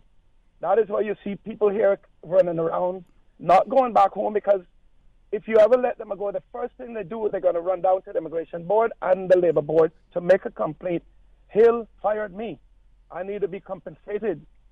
And further to that, one of the labor minister, I'm not going to call his name, increased the weeks that you have to pay him or her when you lay them off, which is, they call it firing. But if you don't have work, how can you continue to maintain these people on your payroll? But caller, don't you have the option? You hold a work permit for someone. You have obtained that work permit on the basis that you were able to establish that you have work for that person. When you no longer have work for that person, then in essence, that work permit is almost null and void if you don't have any work for that person. So you're certainly entitled to cancel that work permit. Yes, you may have obligations depending on how long the person has worked for you, but you're certainly entitled to cancel it by simply advising the board, I no longer have work, so I am turning this work permit in. Well, see, you know well as I do, if you ever go and cancel those guys' permit, they are going to complain about you. And then the department is saying you fired the man, you have to pay him servant's pay. And like I said, it depends on the years he's worked with you. Okay, yes, I understand what you're saying. We should be able to do that like we did back in the 80s. But now some law there, there's nothing in the letter of the law that gives you that privilege to let somebody go and they won't be able to charge you. It's called firing. That's the letter of the law. You're firing that person. That's the problem we have. And, we need to search into this issue here with the construction industry. It's not an industry like the rest of the financial industry, the tourism, whatever. But I have been preaching to the government for 20-odd years. It's a very unique industry, and it needs to be treated differently. But they will not. They umbrella us under every other industry. And that is a problem. Even England now, I've heard that they have a two-tier work permit system where you got the skill and unskilled, and there are different regulations, different policies for those two level of work permit holders. But no, we got to put everything under one umbrella. Apparently, we don't have the ambition to look through it and do it differently. But caller, wasn't there a time in the 90s, may have even been in the late 80s, in the 90s, when the construction industry had a carve out? Now, it wasn't in the law, but it was a policy that was adopted by government and accepted by the immigration department and the work permit, the board, that when things were slow with one company, if you were part of the Contractors Association and things were slow with your company, you were allowed to loan your employees out to another contractor who may have had work. I know for certain that was a practice and a policy that was in place at one point in time. So there was a special carve-out for the construction industry at one time. Are you there, caller? Yeah, I'm here. It still exists. Oh, Can you hear me? It still exists? Okay. Yes, we do share. We share amongst the industry. Okay. They have given us that privilege. I must admit that. But the issue comes in is when you're going to actually tell the man he has to go home or you have to lay off. You have to lay off. You have to be laid off. That's where the issue comes in. Okay. But we do share men amongst the industry, which is still good. Okay. So I don't know if that's all I have to say. Yeah. I mean, thank you very much, caller. And one more point that I would have there would be that in addition to having a work permit, the work permit, some people say, well, a work permit is a contract, but there's nothing that prevents you from entering into another contract, if it needs to be a side one or a main contract, that has a clause in it that says, when I no longer have any work for you, here is what is applicable. XYZ is applicable when I have no work for you. People just have to know what kind of agreements they're entering into. Let's take the next caller. Caller, good morning. Welcome to For the Record. Good morning, Mr. For the Record. Good morning, Doc. How are you doing? Not bad. I think that I am going to give up my profession and give it to you. Because that was what I was calling in to tell the caller. Uh-huh. That there's something called contract of employment. Yep. In which you consider the conditions of how people are employed. Mm-hmm. And the tenure of their work and so forth. Yep. And it's very simple. Go to a lawyer and have a contract with employer, because you don't have to have a general contract. You can have one for each employer. Mm-hmm. So you took it right out of my mouth.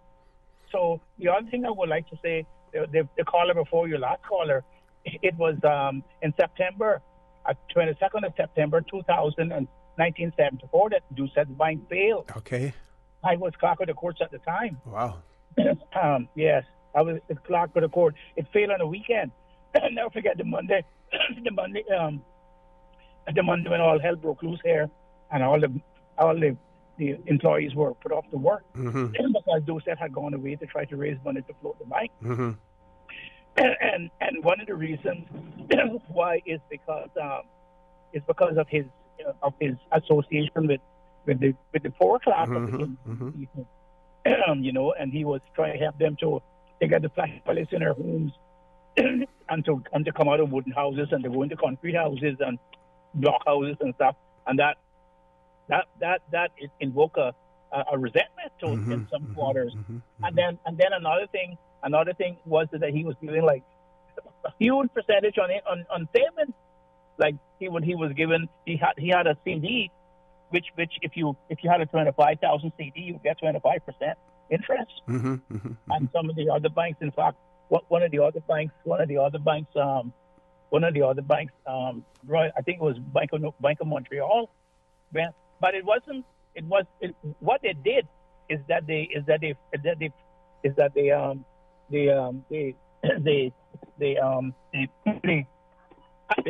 founded a rumor that the money that Doucette was using to do all these developments were mafia money. And of course there was a run on the bank. He can say that that's what's going on. They could take the money out, and there was a lot of withdrawals, and the bank did not have any liquid to float the bank, and then the bank had to go down. Okay. Doc, I don't know if you want to stay on the line. We have to go to our headline news at 9 o'clock, which is very short. You want to stay on the line? No, I'll call back. You'll call back? Okay. Please do that, Doc, because there's a couple of things I want to talk to you about as well. Folks, please stay tuned for the record. We'll be back immediately after headline news. Satisfaction is guaranteed 24 hours a day, whether it's music or information. From Grand Cayman to Cayman Brac to Little Cayman, we've got you covered. You ever hear a thing like that? Radio Cayman in the Cayman Islands. Radio Cayman. From Radio Cayman's newsroom, these are the biggest stories right now. Police are investigating Cayman's first fatal crash of the year. Just before 4 a.m. this morning, 911 sent police and emergency services to a report of an unresponsive man near Watering Place Road in Cayman Brac. While no vehicle was present, police say the circumstances strongly suggest a hit and run. Officers have closed Watering Place Road near Esperanza Bar for the investigation, and the road is expected to be closed throughout the morning.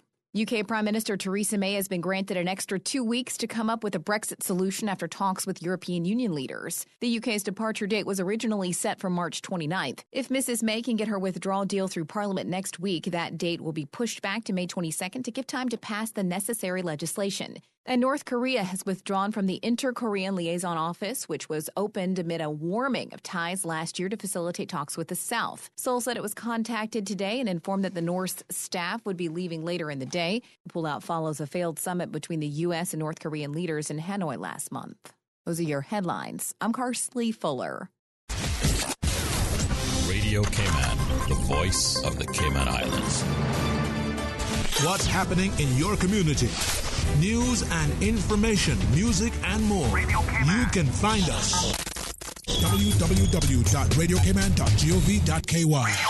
Like us on Facebook and follow us on Twitter. Radio Cayman is your choice, your voice for today's biggest news. Radio Cayman.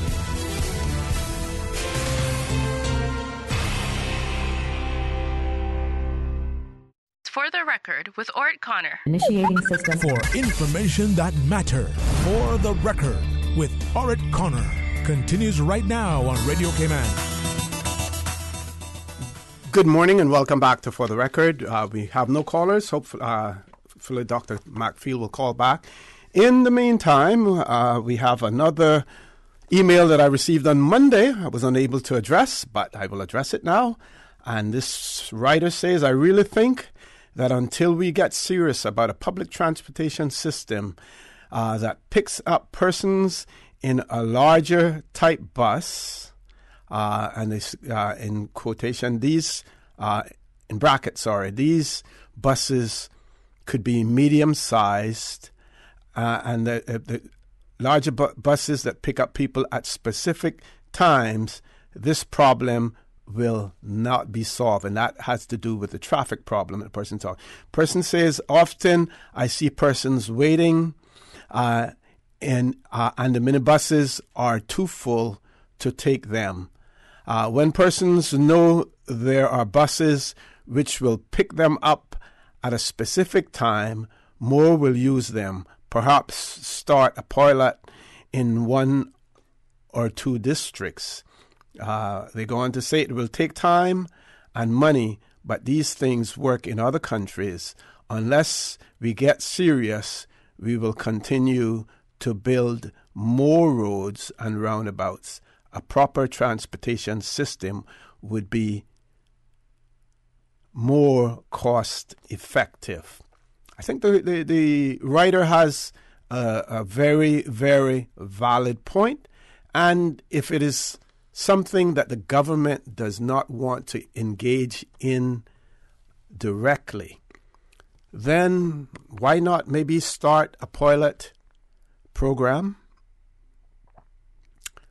in conjunction with officials from the transport sector. And I don't know how organized the transport sector is. I don't know whether or not there is an active association that can represent the views of its members, if there are official members. But that would be possibly one way to go about it. Start a pilot program. Put some seed money into larger buses that will operate on a fixed schedule. You can still have the minibuses running at the same time, but start a pilot program with government providing the seed money, monitoring it, giving guidance, and see what happens to it. We spend money on many other projects, or I shouldn't say many, but other projects that at the end of the day, we bear no fruit, we reap no fruit from it. Give it a try. Let's give it a try. Let's push the envelope a little bit. Let's try to be creative. Cayman is a unique place, so sometimes we have to come up with unique solutions to our very unique problems. We have a caller. Let's take the caller. Caller, good morning. Welcome to For the Record. Good morning. Good morning, sir. How are you? Fine. How are you doing, O.T.? I'm fine, thanks. Yeah, sometimes I get a bit grieved in the spirit to see and listen to this whole situation about transportation and public transportation. Shall I say, because of politics, I repeat again, because of politics, I see it right, left, and center. No politician are willing to address this situation in a proper manner. And we, as operators, see it, know it. You have people into the public transportation. When the cruise ships are in, they get themselves in a situation, shall I say, where they're able to go around in circles and pick up the visitors from certain locations and take them wherever they want to go. Mm-hmm. Why it is that we don't have politicians that can deal with the internal affairs of this island instead of putting a smoke screen exactly what it is in talking about the UK and over external affairs and taking the wool of the people I are putting it in, that we don't realize what's happening to the internal affairs of this island. There's so many things in this island that need to be addressed by proper people that should be responsible for what happens in the interior of this island. Nobody's going to address it with a 10-foot pole. And I got broad shoulders to stand up to face any of them. Mm-hmm.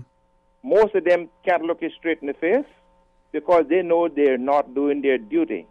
It's only one thing they're interested about, getting re-elected, okay? And what you talked a while ago about people with work permits. People here, I almost sure to say they have work permits for people, no work, but the workers, the employees are paying these people to keep their work permits on record so they can go around, maybe get a day's work here and a day's work there. So there's so much dishonesty going on into this little island. I don't even want to think about it anymore. We have lost our way. I repeat, we have lost our way. There's a few, in my opinion, honest politicians, but they don't go around talking about what's happening with Cayman Islands and the foreign affairs. They're trying to do something in here to help the island out. But see, they're like me, a voice crying in the wilderness. The big shots who do this in portfolios and taking this island for a real game stock, it is so disgusting, very disgusting. And I will not talk when they get back in the talk show anymore. I will not. I will resent them and boycott them for any reason when I hear them talking, because some of them have had the portfolios. See, if I want to short notice, then I'll get off. If I want to fly an aircraft, I should be qualified. If I'm an electrician, I should be qualified. So tell me something, how are you going to get a portfolio with no previous experience into that field? But what do we do when you end up with all fresh new politicians? They're the only ones who can hold those positions because we don't have a bicameral legislature like in some countries where you have a Senate as well as a lower house. And by having a Senate who are persons who are appointed, you could possibly appoint someone with the necessary skills as a senator, and you can then use that person as a senator to hold a ministerial position. We don't have that here in the Cayman Islands, so you get who you elect, and those are the ones that have to be used as ministers. You're certainly so right. You are certainly so right. Who you elect, and popularity is a hell of a thing. Yeah. Okay, it's not what you know, it's who you know. But there's so many blunders into this country. It is pitiful. Mm-hmm. Look at your population, OC. What are we going to do with 100,000 or 100,000 people into this little island? You look at me and I look at you. Is that it? Mm-hmm. And sooner or later, I'm not preaching doom and gloom, but anybody with common sense can see this boom is not going to last forever. And when it hits, I remember when Doucette went down. of our population maybe was half or less than the size we have now, Mm-hmm. when it hits this time, it's going to be chaos. It's not going to be pretty. Okay? So what I will say, and I'm going to leave you right now, we should be emphasizing making a desperate effort to teach our young kids to... Hello? Yes, go right ahead. I'm here. Yeah. It is so important to some of these youngsters that they should be picking up education in the Marine section. We should have one of the best and biggest Marine section in the Caribbean. What we're doing is, again, throwing some kind of a smoke screen. We're wondering why the youngsters are getting into trouble. Because we're not making that concerted effort to teach them and let them know the benefits of their younger years, get into the Marine section. It is something it can really put you on your feet, let you be a man or a woman. Your educational standards can be expanded. There's so many opportunities. We should have a special day in the Cayman Islands for the Marine people, the merchant Marines, the seamen, whatever.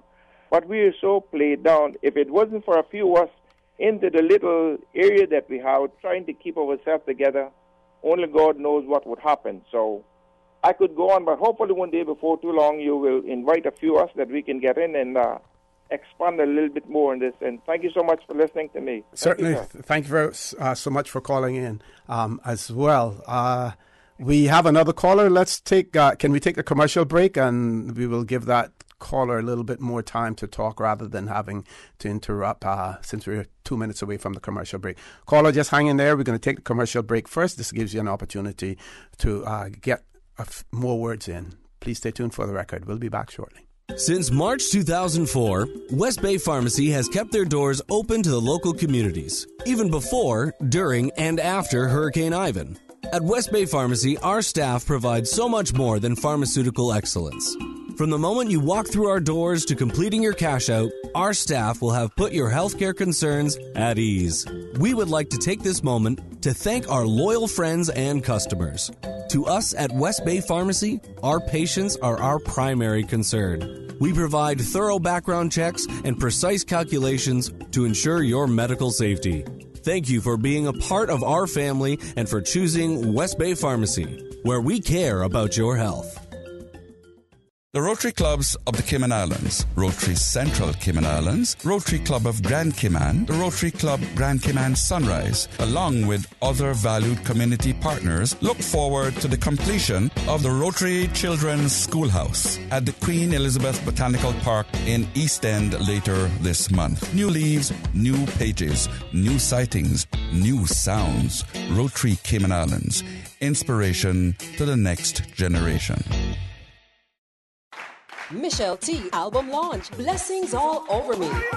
Sunday, March 31 at Light of the World Christian Fellowship, featuring Rising Stars Dance Ministry, Georgia Isaacs, DC Praise, Williams Quartet, Women of Purpose, Roderick Brown, Sister Opal, and Second Chance. Admission is $20 with a complimentary CD and a chance to win 2 passes to the Memorial Gospel Fest in West Palm Beach. Get your tickets at J&M Electronics, Famous Restaurant, and Funky Tangs.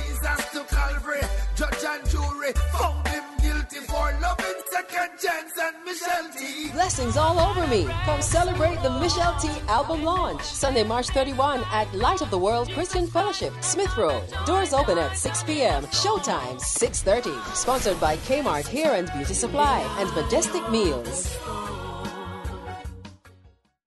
For the record, with ORRETT Connor. Initiating system. For information that matter.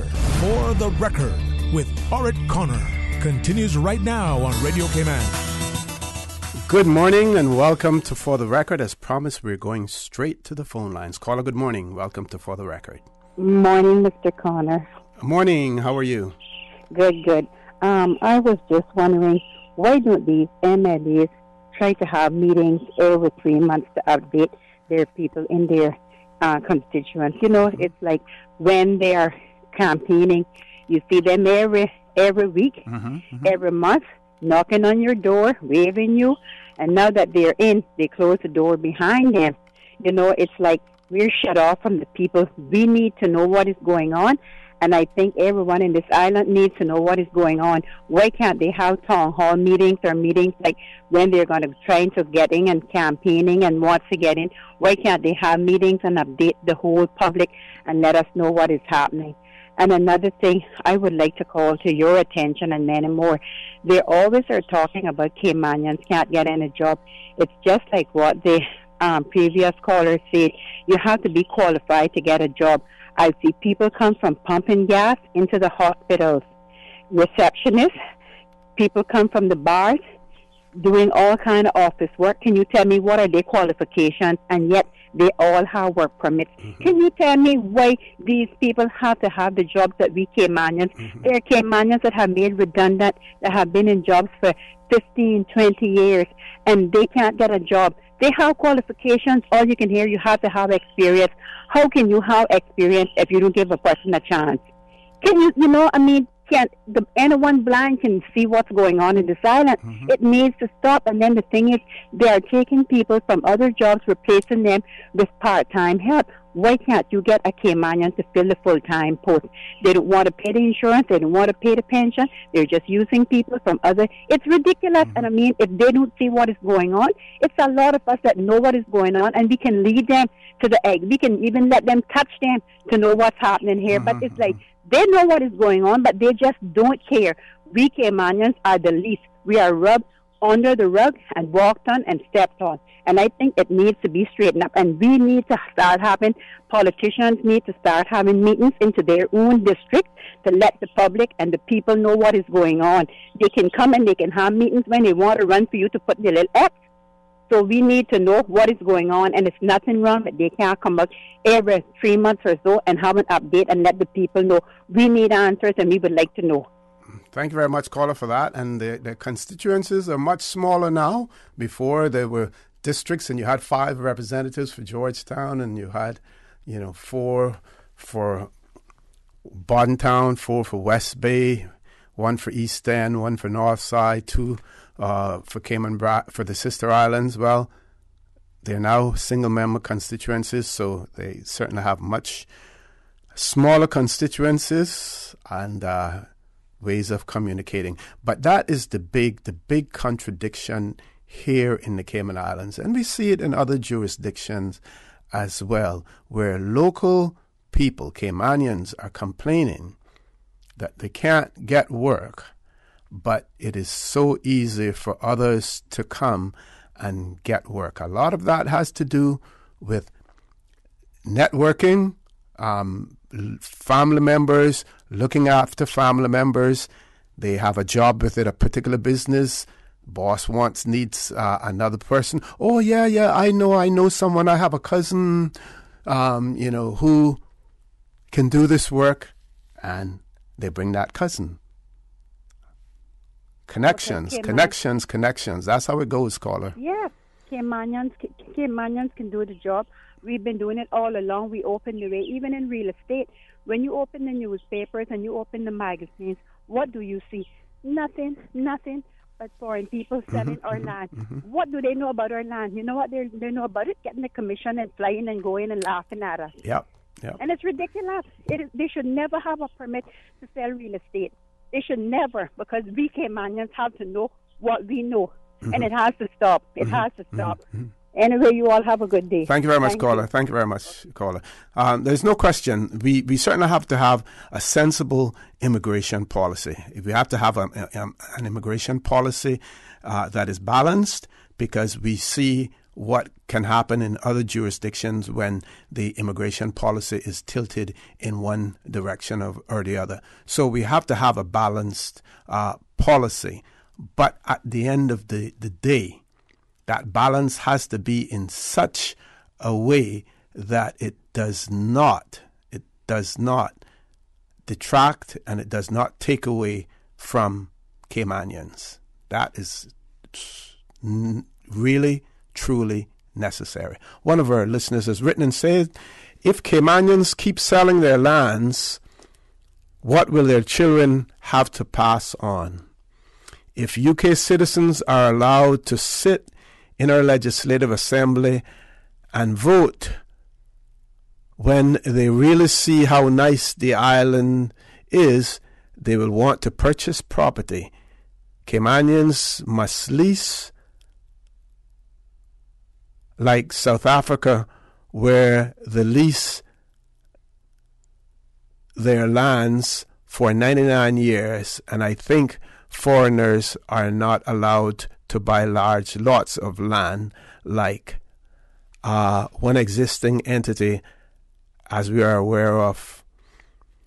The property owners failed to lease to that entity, and now some of our very own people are renting homes from that entity.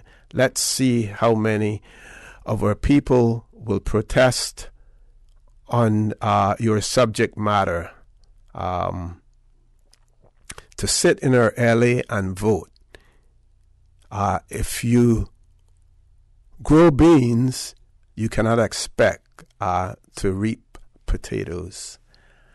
Again, it is extremely important that we take the foreign recommendations made by the UK Foreign Affairs Committee, that we take those very seriously. Extremely important that we do that. A little bit of history here, right?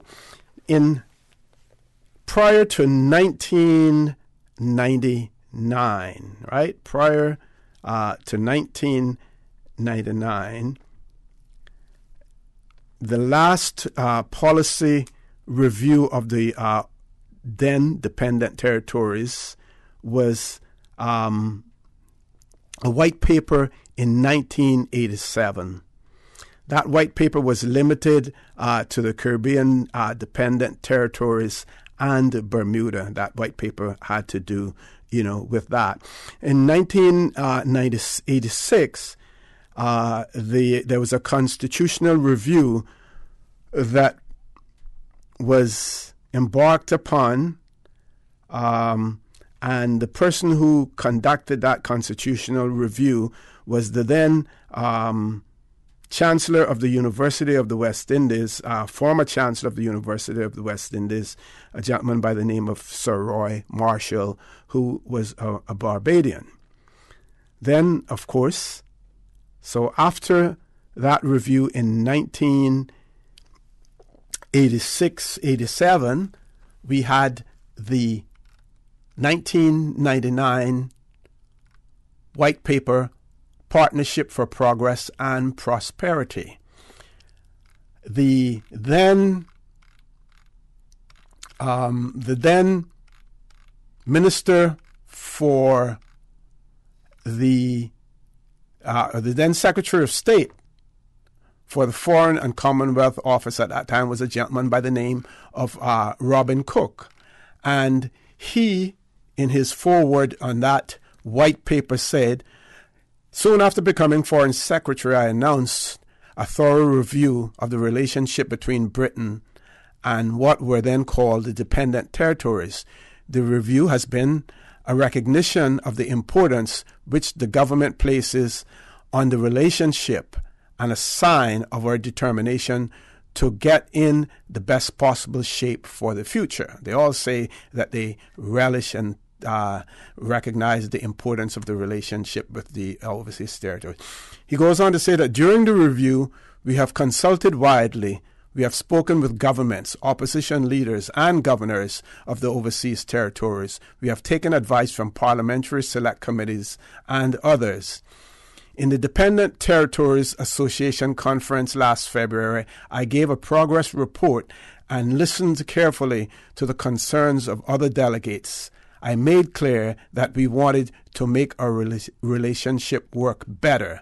The review is now complete. Its aim is a renewed contract between Britain and the overseas territories. Its recommendations are contained in this white paper. They cover a range of issues fundamental to both Britain and the overseas territories. The constitutional link, citizenship, the environment, financial standards, good governance, and human rights. If all of those things sound familiar, yes, they do, because every white paper that they produced said the same thing. Question is, did we get any results? Let's go. He goes on to say, on the basis of our partnership, the basis of our partnership remains the same as it has for generations. The deep bond of affection and respect that exists between the people of Britain and the people of the overseas territories. Notice, he's saying, showing you that distinction. The people of Britain and the people of the overseas territories, they are not one and the same, even though it looks like they're trying to turn the table now and say they're one and the same. If you're overseas territory, you're also British, one Britain. Okay? It says it is a bond that Britain values highly. It shows how a modern and effective partnership can be built on the foundation of ties that go back centuries. Those ties that go back centuries had one particular knot, one big knot, a grand knot in it, and that knot was called slavery. That's where the ties go back to. He didn't say that there. I just say that. It says, the principles that underlie our partnership are clear. First, our partnership must be founded on self-determination. Folks, remember that. 1999. Our partnership must be founded on self-determination. Our overseas territories are British for as long as they wish to remain British. Britain has willingly granted independence where it has been requested, and we will continue to do so where this is an option. So there's a caveat there.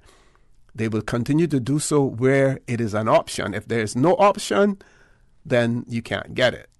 It says a lot about the strength of our partnership that all overseas territories want the constitutional link to continue, and Britain remains committed to those territories which choose to retain British connections. Second, the partnership creates responsibilities on both sides. Britain is pledged to defend overseas territories, to encourage their sustainable development, and to look after their interests internationally. In return, Britain has the right to expect the highest standards of probity, law and order, good governance, and observance of Britain's international commitments. So what he's saying here is that this is a partnership that if you want something from us, we want something from you. We expect. If you get something from us, we have expectations from you, and those expectations had better be met, because if they're not met, then you know who holds the trigger on the nuclear option. My words again. Third, the people of the overseas territories must exercise the greatest possible control over their own lives. People, do you hear that? They told us in 1999 that the people of the overseas territories must exercise the greatest possible control over their own lives. Now, there's a word in there that's inserted, possible. What is possible? What is possible is what we really want to grab for and say, this is what we want, and what they're prepared to relinquish and to give us. That is where the realm of possibility lies. It goes on to say, we are proud of our overseas territories. We are proud that our overseas territories are beacons of democracy. We applaud this achievement and want them to have the autonomy they need to continue to flourish. Fourth, Britain will continue to provide help to the overseas territories that need it. It is a source of much pride that the effectiveness of their government's policies has meant that budgetary help is necessary only for Montserrat and St. Helena, both for special circumstances. It is against the backdrop of these four principles that we have conducted a review. I believe many of its recommendations will be welcomed by the welcomed by the people of the overseas territories. We are offering British citizenship to those who do not wish to retain their present status, which will give them proper recognition for their British connections. We are reforming the way that we handle the needs of the overseas territories, making sure that they have proper points of contact and a clear voice in London and Brussels. And that is because before this point in time, they operated what they called was the Caribbean desk, or in the Foreign and Commonwealth Office, where they had one lower level civil servant who would deal with the colonies at that point in time. They did not pay any attention to the colonies. They finally recognized that in 1999. It says, we have appointed a minister for the Foreign and Commonwealth Office who has specific responsibility for looking after overseas territories issues, and we will be setting up a consultative council with the territories. We have set out the ways in which the overseas territories can ensure good government, a flourishing environment, and a growing economy. I'm almost finished and we'll take that caller. Britain welcomes the economic prosperity and development built up by many of the overseas territories. Some are among the world's leaders in the financial industry. We want those overseas territories with financial industries to operate and regulate them to the international accepted standards. This will enable Britain to meet its own international obligations. It will ensure that we put up a common front against fraudsters, tax evaders, money launderers, regulatory abuse, and the drugs trade. And by doing so, we will be securing the future strength of the financial industries of Britain and overseas territories and safeguarding the global financial system. So at that point in time, by working together, we would be safeguarding not only ours, but Britain's. So what has happened since then? What has happened since then? One is now pitted against the other. The publication of this white paper is a milestone in Britain's relationship with the overseas territories. There is still some detail to be worked out on the proposals it contains, particularly where legislation will be needed to put its ideas into effect. We are looking forward to continue our dialogue with the governments and people of the overseas territories, working together to implement the proposals in this white paper. I believe we can lay the basis for a modern partnership. And we know later on one of our leaders of government business and future premier of the Cayman Islands said it wasn't a partnership, it was a leaky ship. We still have that caller? Okay, we're going to take a quick break, and then caller, please hang in there, and I ask your forgiveness for going on so long. Please stay tuned for the record. We'll be back shortly.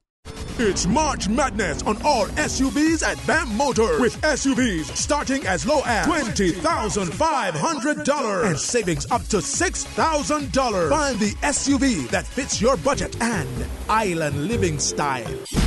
Choose between the roomy 4Runner, the bold Fortuner, the 7-seater Rush, or BAM Motors' #1 selling SUV, the RAV4, all from Toyota. Or choose the compact EcoSport from Ford. Save now on the best SUV deal ever from BAM Motors, with savings up to $6,000 and SUVs starting at $20,500. Drive home the deal of the year during BAM Motors March SUV sale.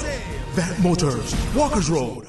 The Rotary Clubs of the Cayman Islands, Rotary Central Cayman Islands, Rotary Club of Grand Cayman, the Rotary Club Grand Cayman Sunrise, along with other valued community partners, look forward to the completion of the Rotary Children's Schoolhouse at the Queen Elizabeth Botanical Park in East End later this month. New leaves, new pages, new sightings, new sounds. Rotary Cayman Islands, inspiration to the next generation.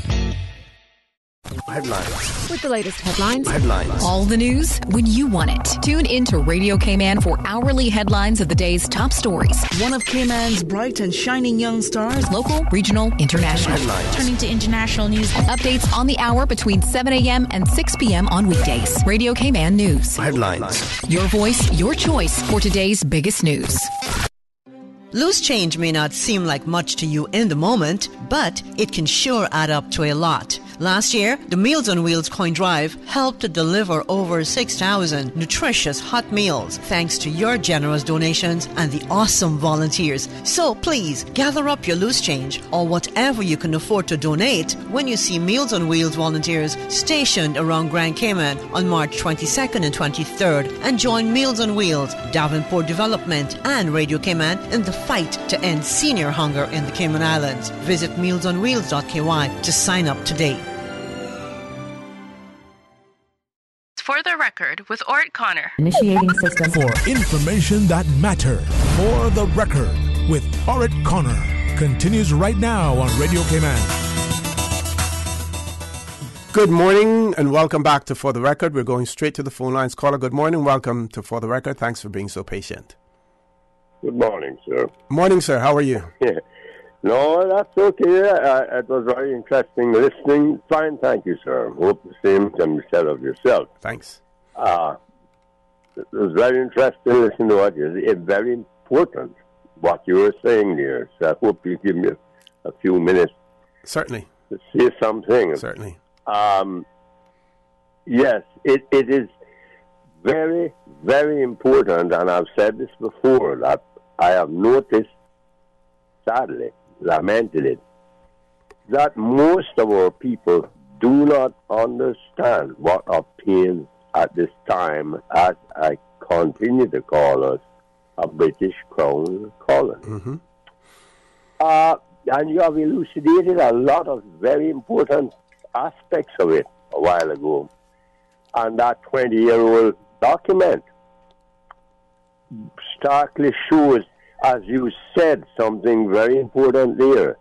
There has to be something for each side when you have a situation where you have a joint running of a country, whatever you choose to call us, where there is someone else involved, a foreign potentate, the Americans call it. We have to understand there has to be a reason why Britain colonized these countries, and the French colonized, and the Dutch, and the Portuguese, and the Spanish. Yes, sir. Why they did it. It was for gain. It can't be for a loss. It can't be. That's why the Frenchman, when he looked at us some 300 or more years ago, and he said, I think it's 400 now, that are close to it anyhow, that it would be little gain or profit to them to build forts, and I think that's what he said, and to spend funds on that. Mm-hmm. It didn't seem, because there was no gain to it. The gain was in the British controlling the huge island of Jamaica. There were huge natural resources there at the time, and there are huge natural resources there now. And we've got to understand this, and I speak this without any fear of contradiction.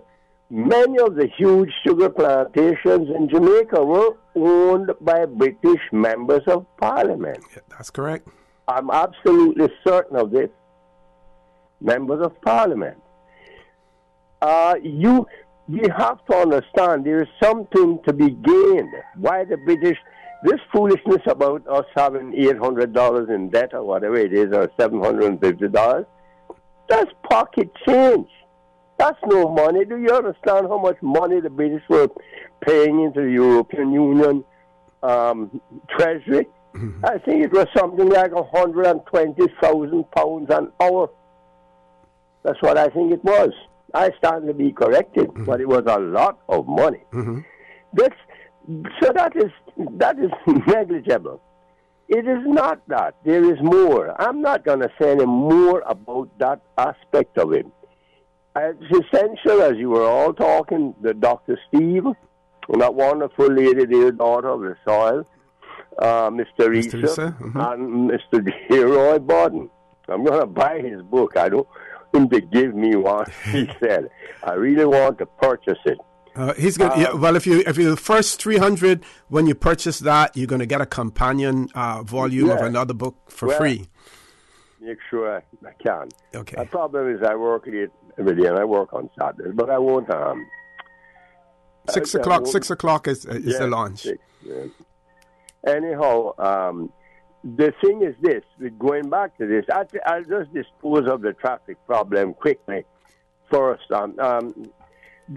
we do know the major and first and primary thing to get into place is the control of importation of vehicles. We have much too many vehicles here. I repeat that again, much too many.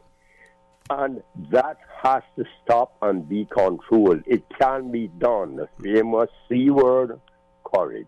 Yes. It can be done. Put laws in place. You must obey. Bermuda does it. They have it. And when I worked in Jamaica, I did customs work. So I know quite a bit about that. It's very complex here. It was many years ago. And they had restrictions on who could import. It was so difficult just to fill out the form. That's why I used to make a little extra money by importation of cars. You have to get a trade and business license, all kinds of things.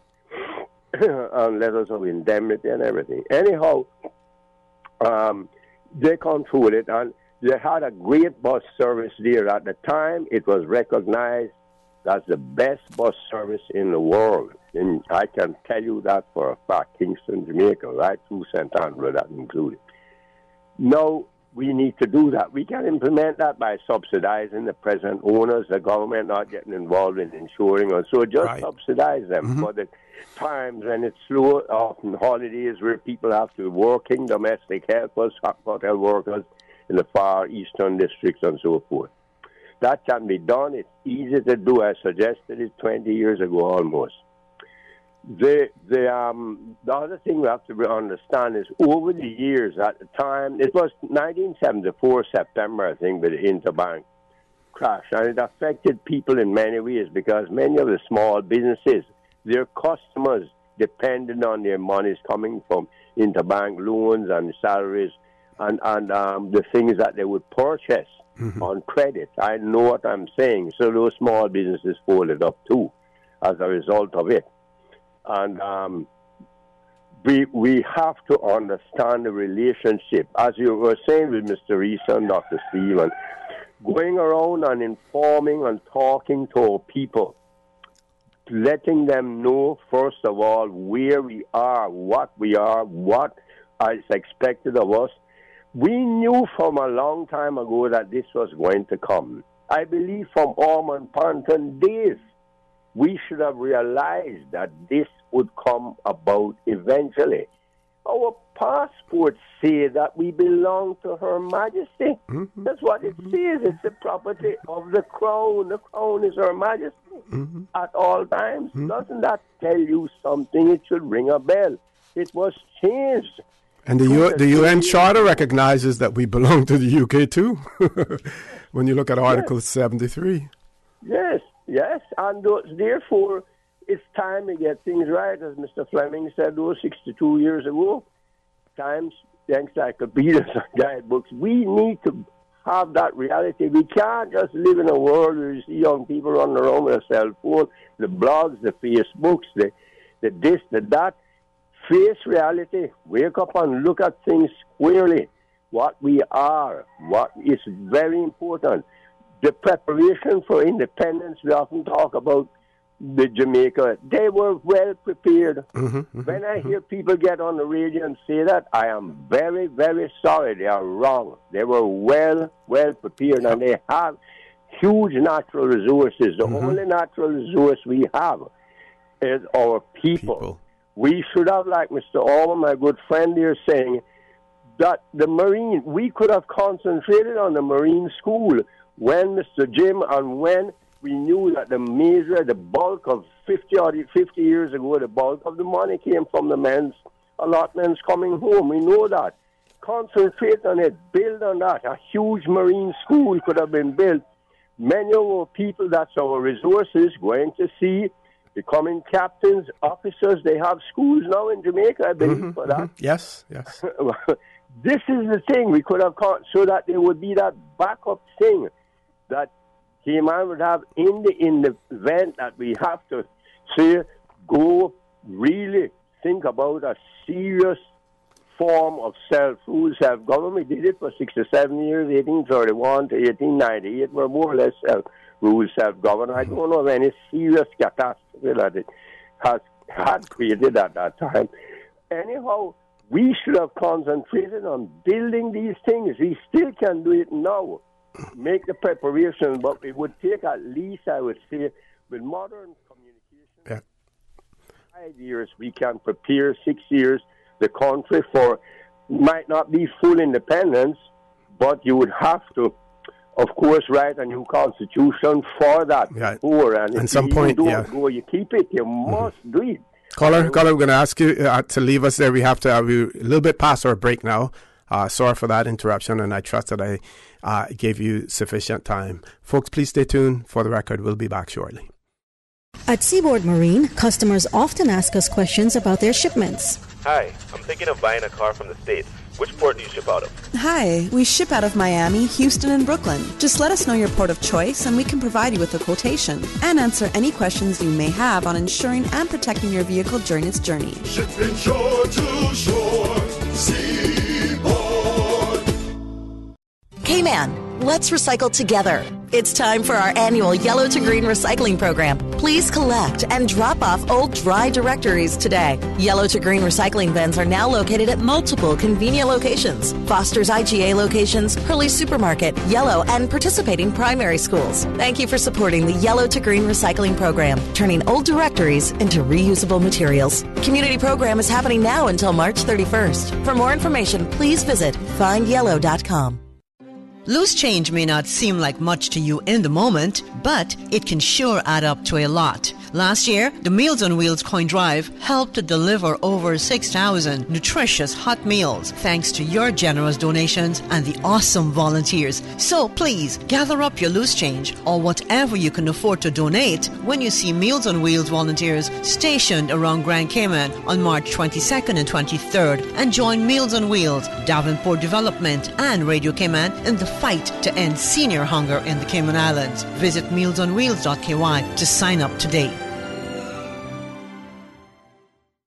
Hi, I'm Colin Lumsden, the Georgetown manager and head of the Revitalization Initiative. Our capital city is the heart of business activities in the Cayman Islands, and we would like to bring it back as a center of social activities, with street-side cafes, green spaces, improved roads, and proper walkways for interconnectivity. The new cruise and cargo port is part of the plan and will allow for operators to meet passengers dockside with less lines and overcrowding. Cargo operations will be less intrusive. There will be pedestrianized areas for people to safely walk, shop, and dine. Modernizing the cruise and cargo port is a key element in the efforts to revitalizing our capital city.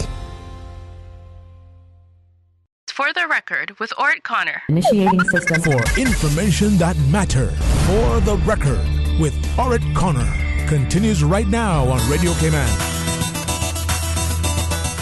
Good morning and welcome back to For the Record. We're going to close the phone lines off now. We have about 10 minutes left to go, and I have a few things that are connected with what I was talking about earlier with the Partnership for Progress and Prosperity, as well as what the last a few topics that the last caller touched on as well.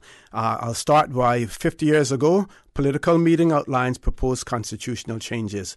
On the 22nd of March, 1967, edition of the Caymanian Weekly, a precursor to the Caymanian Compass, the correspondent from East End, Mr. Charles Dixon, at that time was the correspondent there, and he wrote, a political meeting was held at the Bright Spot on the 16th by MLA Mr.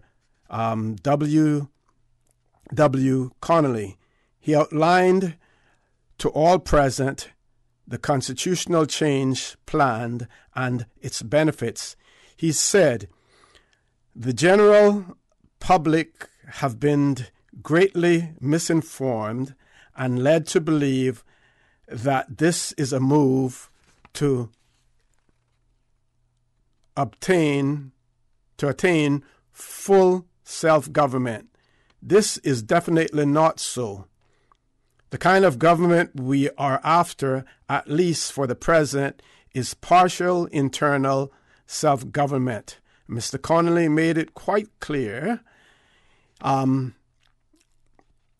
the fair-sized gathering that he is not advocating a breaking away from England or anything of the sort, but he feels it is high time for a change. The gathering voiced their approval with shouts of, "Let us have a change and have it now." So, that was in East End in 1967.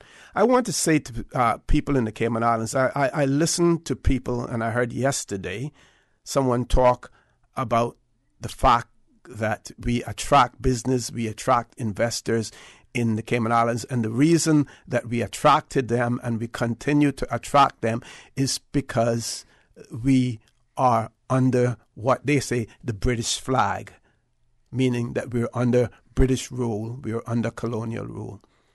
That is the greatest fallacy that I have heard. And when you make those remarks that we are a stable country and we're attractive because some foreign country is dominating us, you are selling Cayman and Caymanians short. The obvious and clear reason why people are attracted to Cayman, want to live here, want to do business here, is because of us, the people of the Cayman Islands. Our way of life, our attitude towards other people. We protest, but we do it in a peaceful manner. Sometimes we do it quietly. Sometimes we speak very softly, but we have that big stick hiding in the back of us with our two hands behind us with that big stick ready to use it when necessary. And when do we use that big stick? When it comes to election time. So you are selling your people and your country short when you talk about the Cayman Islands are stable because we're under the forceful fist, the forceful hand of the United Kingdom government. Stop doing it. Stop it. We are better than that. Now, in that 1999 white paper, one of the aims was to encourage good government. And I'm going to read here for you. It says some of the overseas territories need to make progress in reforming and modernizing human rights provisions, notably judicial corporal punishment, capital punishment, and laws affecting homosexual conduct. We would prefer to see our overseas territories' governments enact the necessary reforms themselves. Now, let's go back to that. We know what happened with capital punishment. They used the big stick, they used the nuclear option, and they legislated for us. We know what happened with homosexual conduct. They used the nuclear option and legislated for us. Now, in this recent Foreign Affairs Committee report and recommendations, I don't have it in front of me now, so I can't read it directly, but what the members of the Foreign Affairs Committee has said about removal of belongership or Caymanian status as we know it in the case of the Cayman Islands. Some other overseas territories use the word belongership. In Bermuda they have Bermudan status. And in relation to the ability of UK citizens and overseas territory citizens to vote, run for elections, and hold office in the Cayman hold office in the legislatures. They have said to the Foreign and Commonwealth Office, we want you to work with the governments of these countries for them to work with you to work that out amongst themselves. Those, I'm paraphrasing. What they said in 1997 in relation to encouraging good governments, he says, we would prefer to see the overseas territories government enact the necessary reforms themselves. When they didn't, what did they do? They legislated for us. What do you think will happen now in the case of belongership, as well as the ability to vote, even to vote and run for office of UK citizens and overseas territory citizens? What do you think will happen, even though, as we have pointed out earlier, it may mean dismantling the very constitution that we have, and of course we know that they can do that as well. But it can happen, and it will happen. They use the same tone, similar terminology. We're going to let you work it out yourselves, and if you don't work it out yourselves, we're going to work it out for you. And when we work it out for you, it is going to be to our satisfaction. With that, folks, I want to thank you for allowing Radio Cayman, and by extension, For the Record, into your homes, into your vehicles, as you traverse the busy roads of the Cayman Islands, into your places of work, whether it be an office cubicle or if you're working in the outdoors. I also want to remind you that we are our brothers and our sisters' keepers. There is always someone out there who's less fortunate than we are, and I ask you to extend a helping hand to them. If you can't do that, then I suggest you donate to Worthy Charity, because we always want to consider those who need, not necessarily those who want or even those who crave. I say to you, have a great day, have a great weekend. Those of you who are going to the BRAC Agriculture Show, please do so and enjoy yourselves as well. Join Sterling Twain Banks at 12:15 for talk today. And as usual, we ask the good Lord to bless these three beautiful, wonderful Cayman Islands. For the Record is brought to you by Vamped Motors, the only authorized Ford and Toyota dealership serving the Cayman Islands. Cayman Pharmacy Group, with a location in West Bay and professional pharmacy at CTMH Doctors Hospital. The Cayman Pharmacy Group has a location for you just around the corner. Seaboard Marine. With over 35 shipping ports, find your shipping solution by calling 949-4977 or visit seaboardmarine.com for competitive rates. And Rotary Central. For more than 110 years, Rotary members have used their passion, energy, and intelligence to take action on sustainable projects.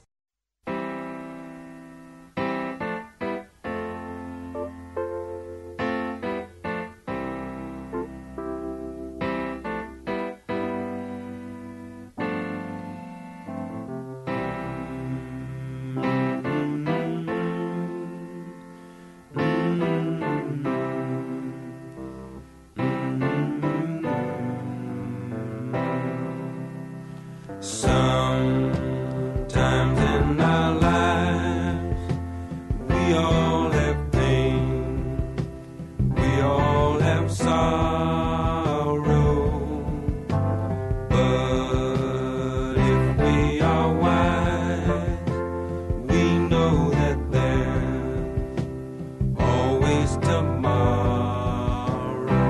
Lean on me when you're not strong, and I'll be your friend. I'll help you carry on, for it won't be long till I'm gonna need somebody to lean on.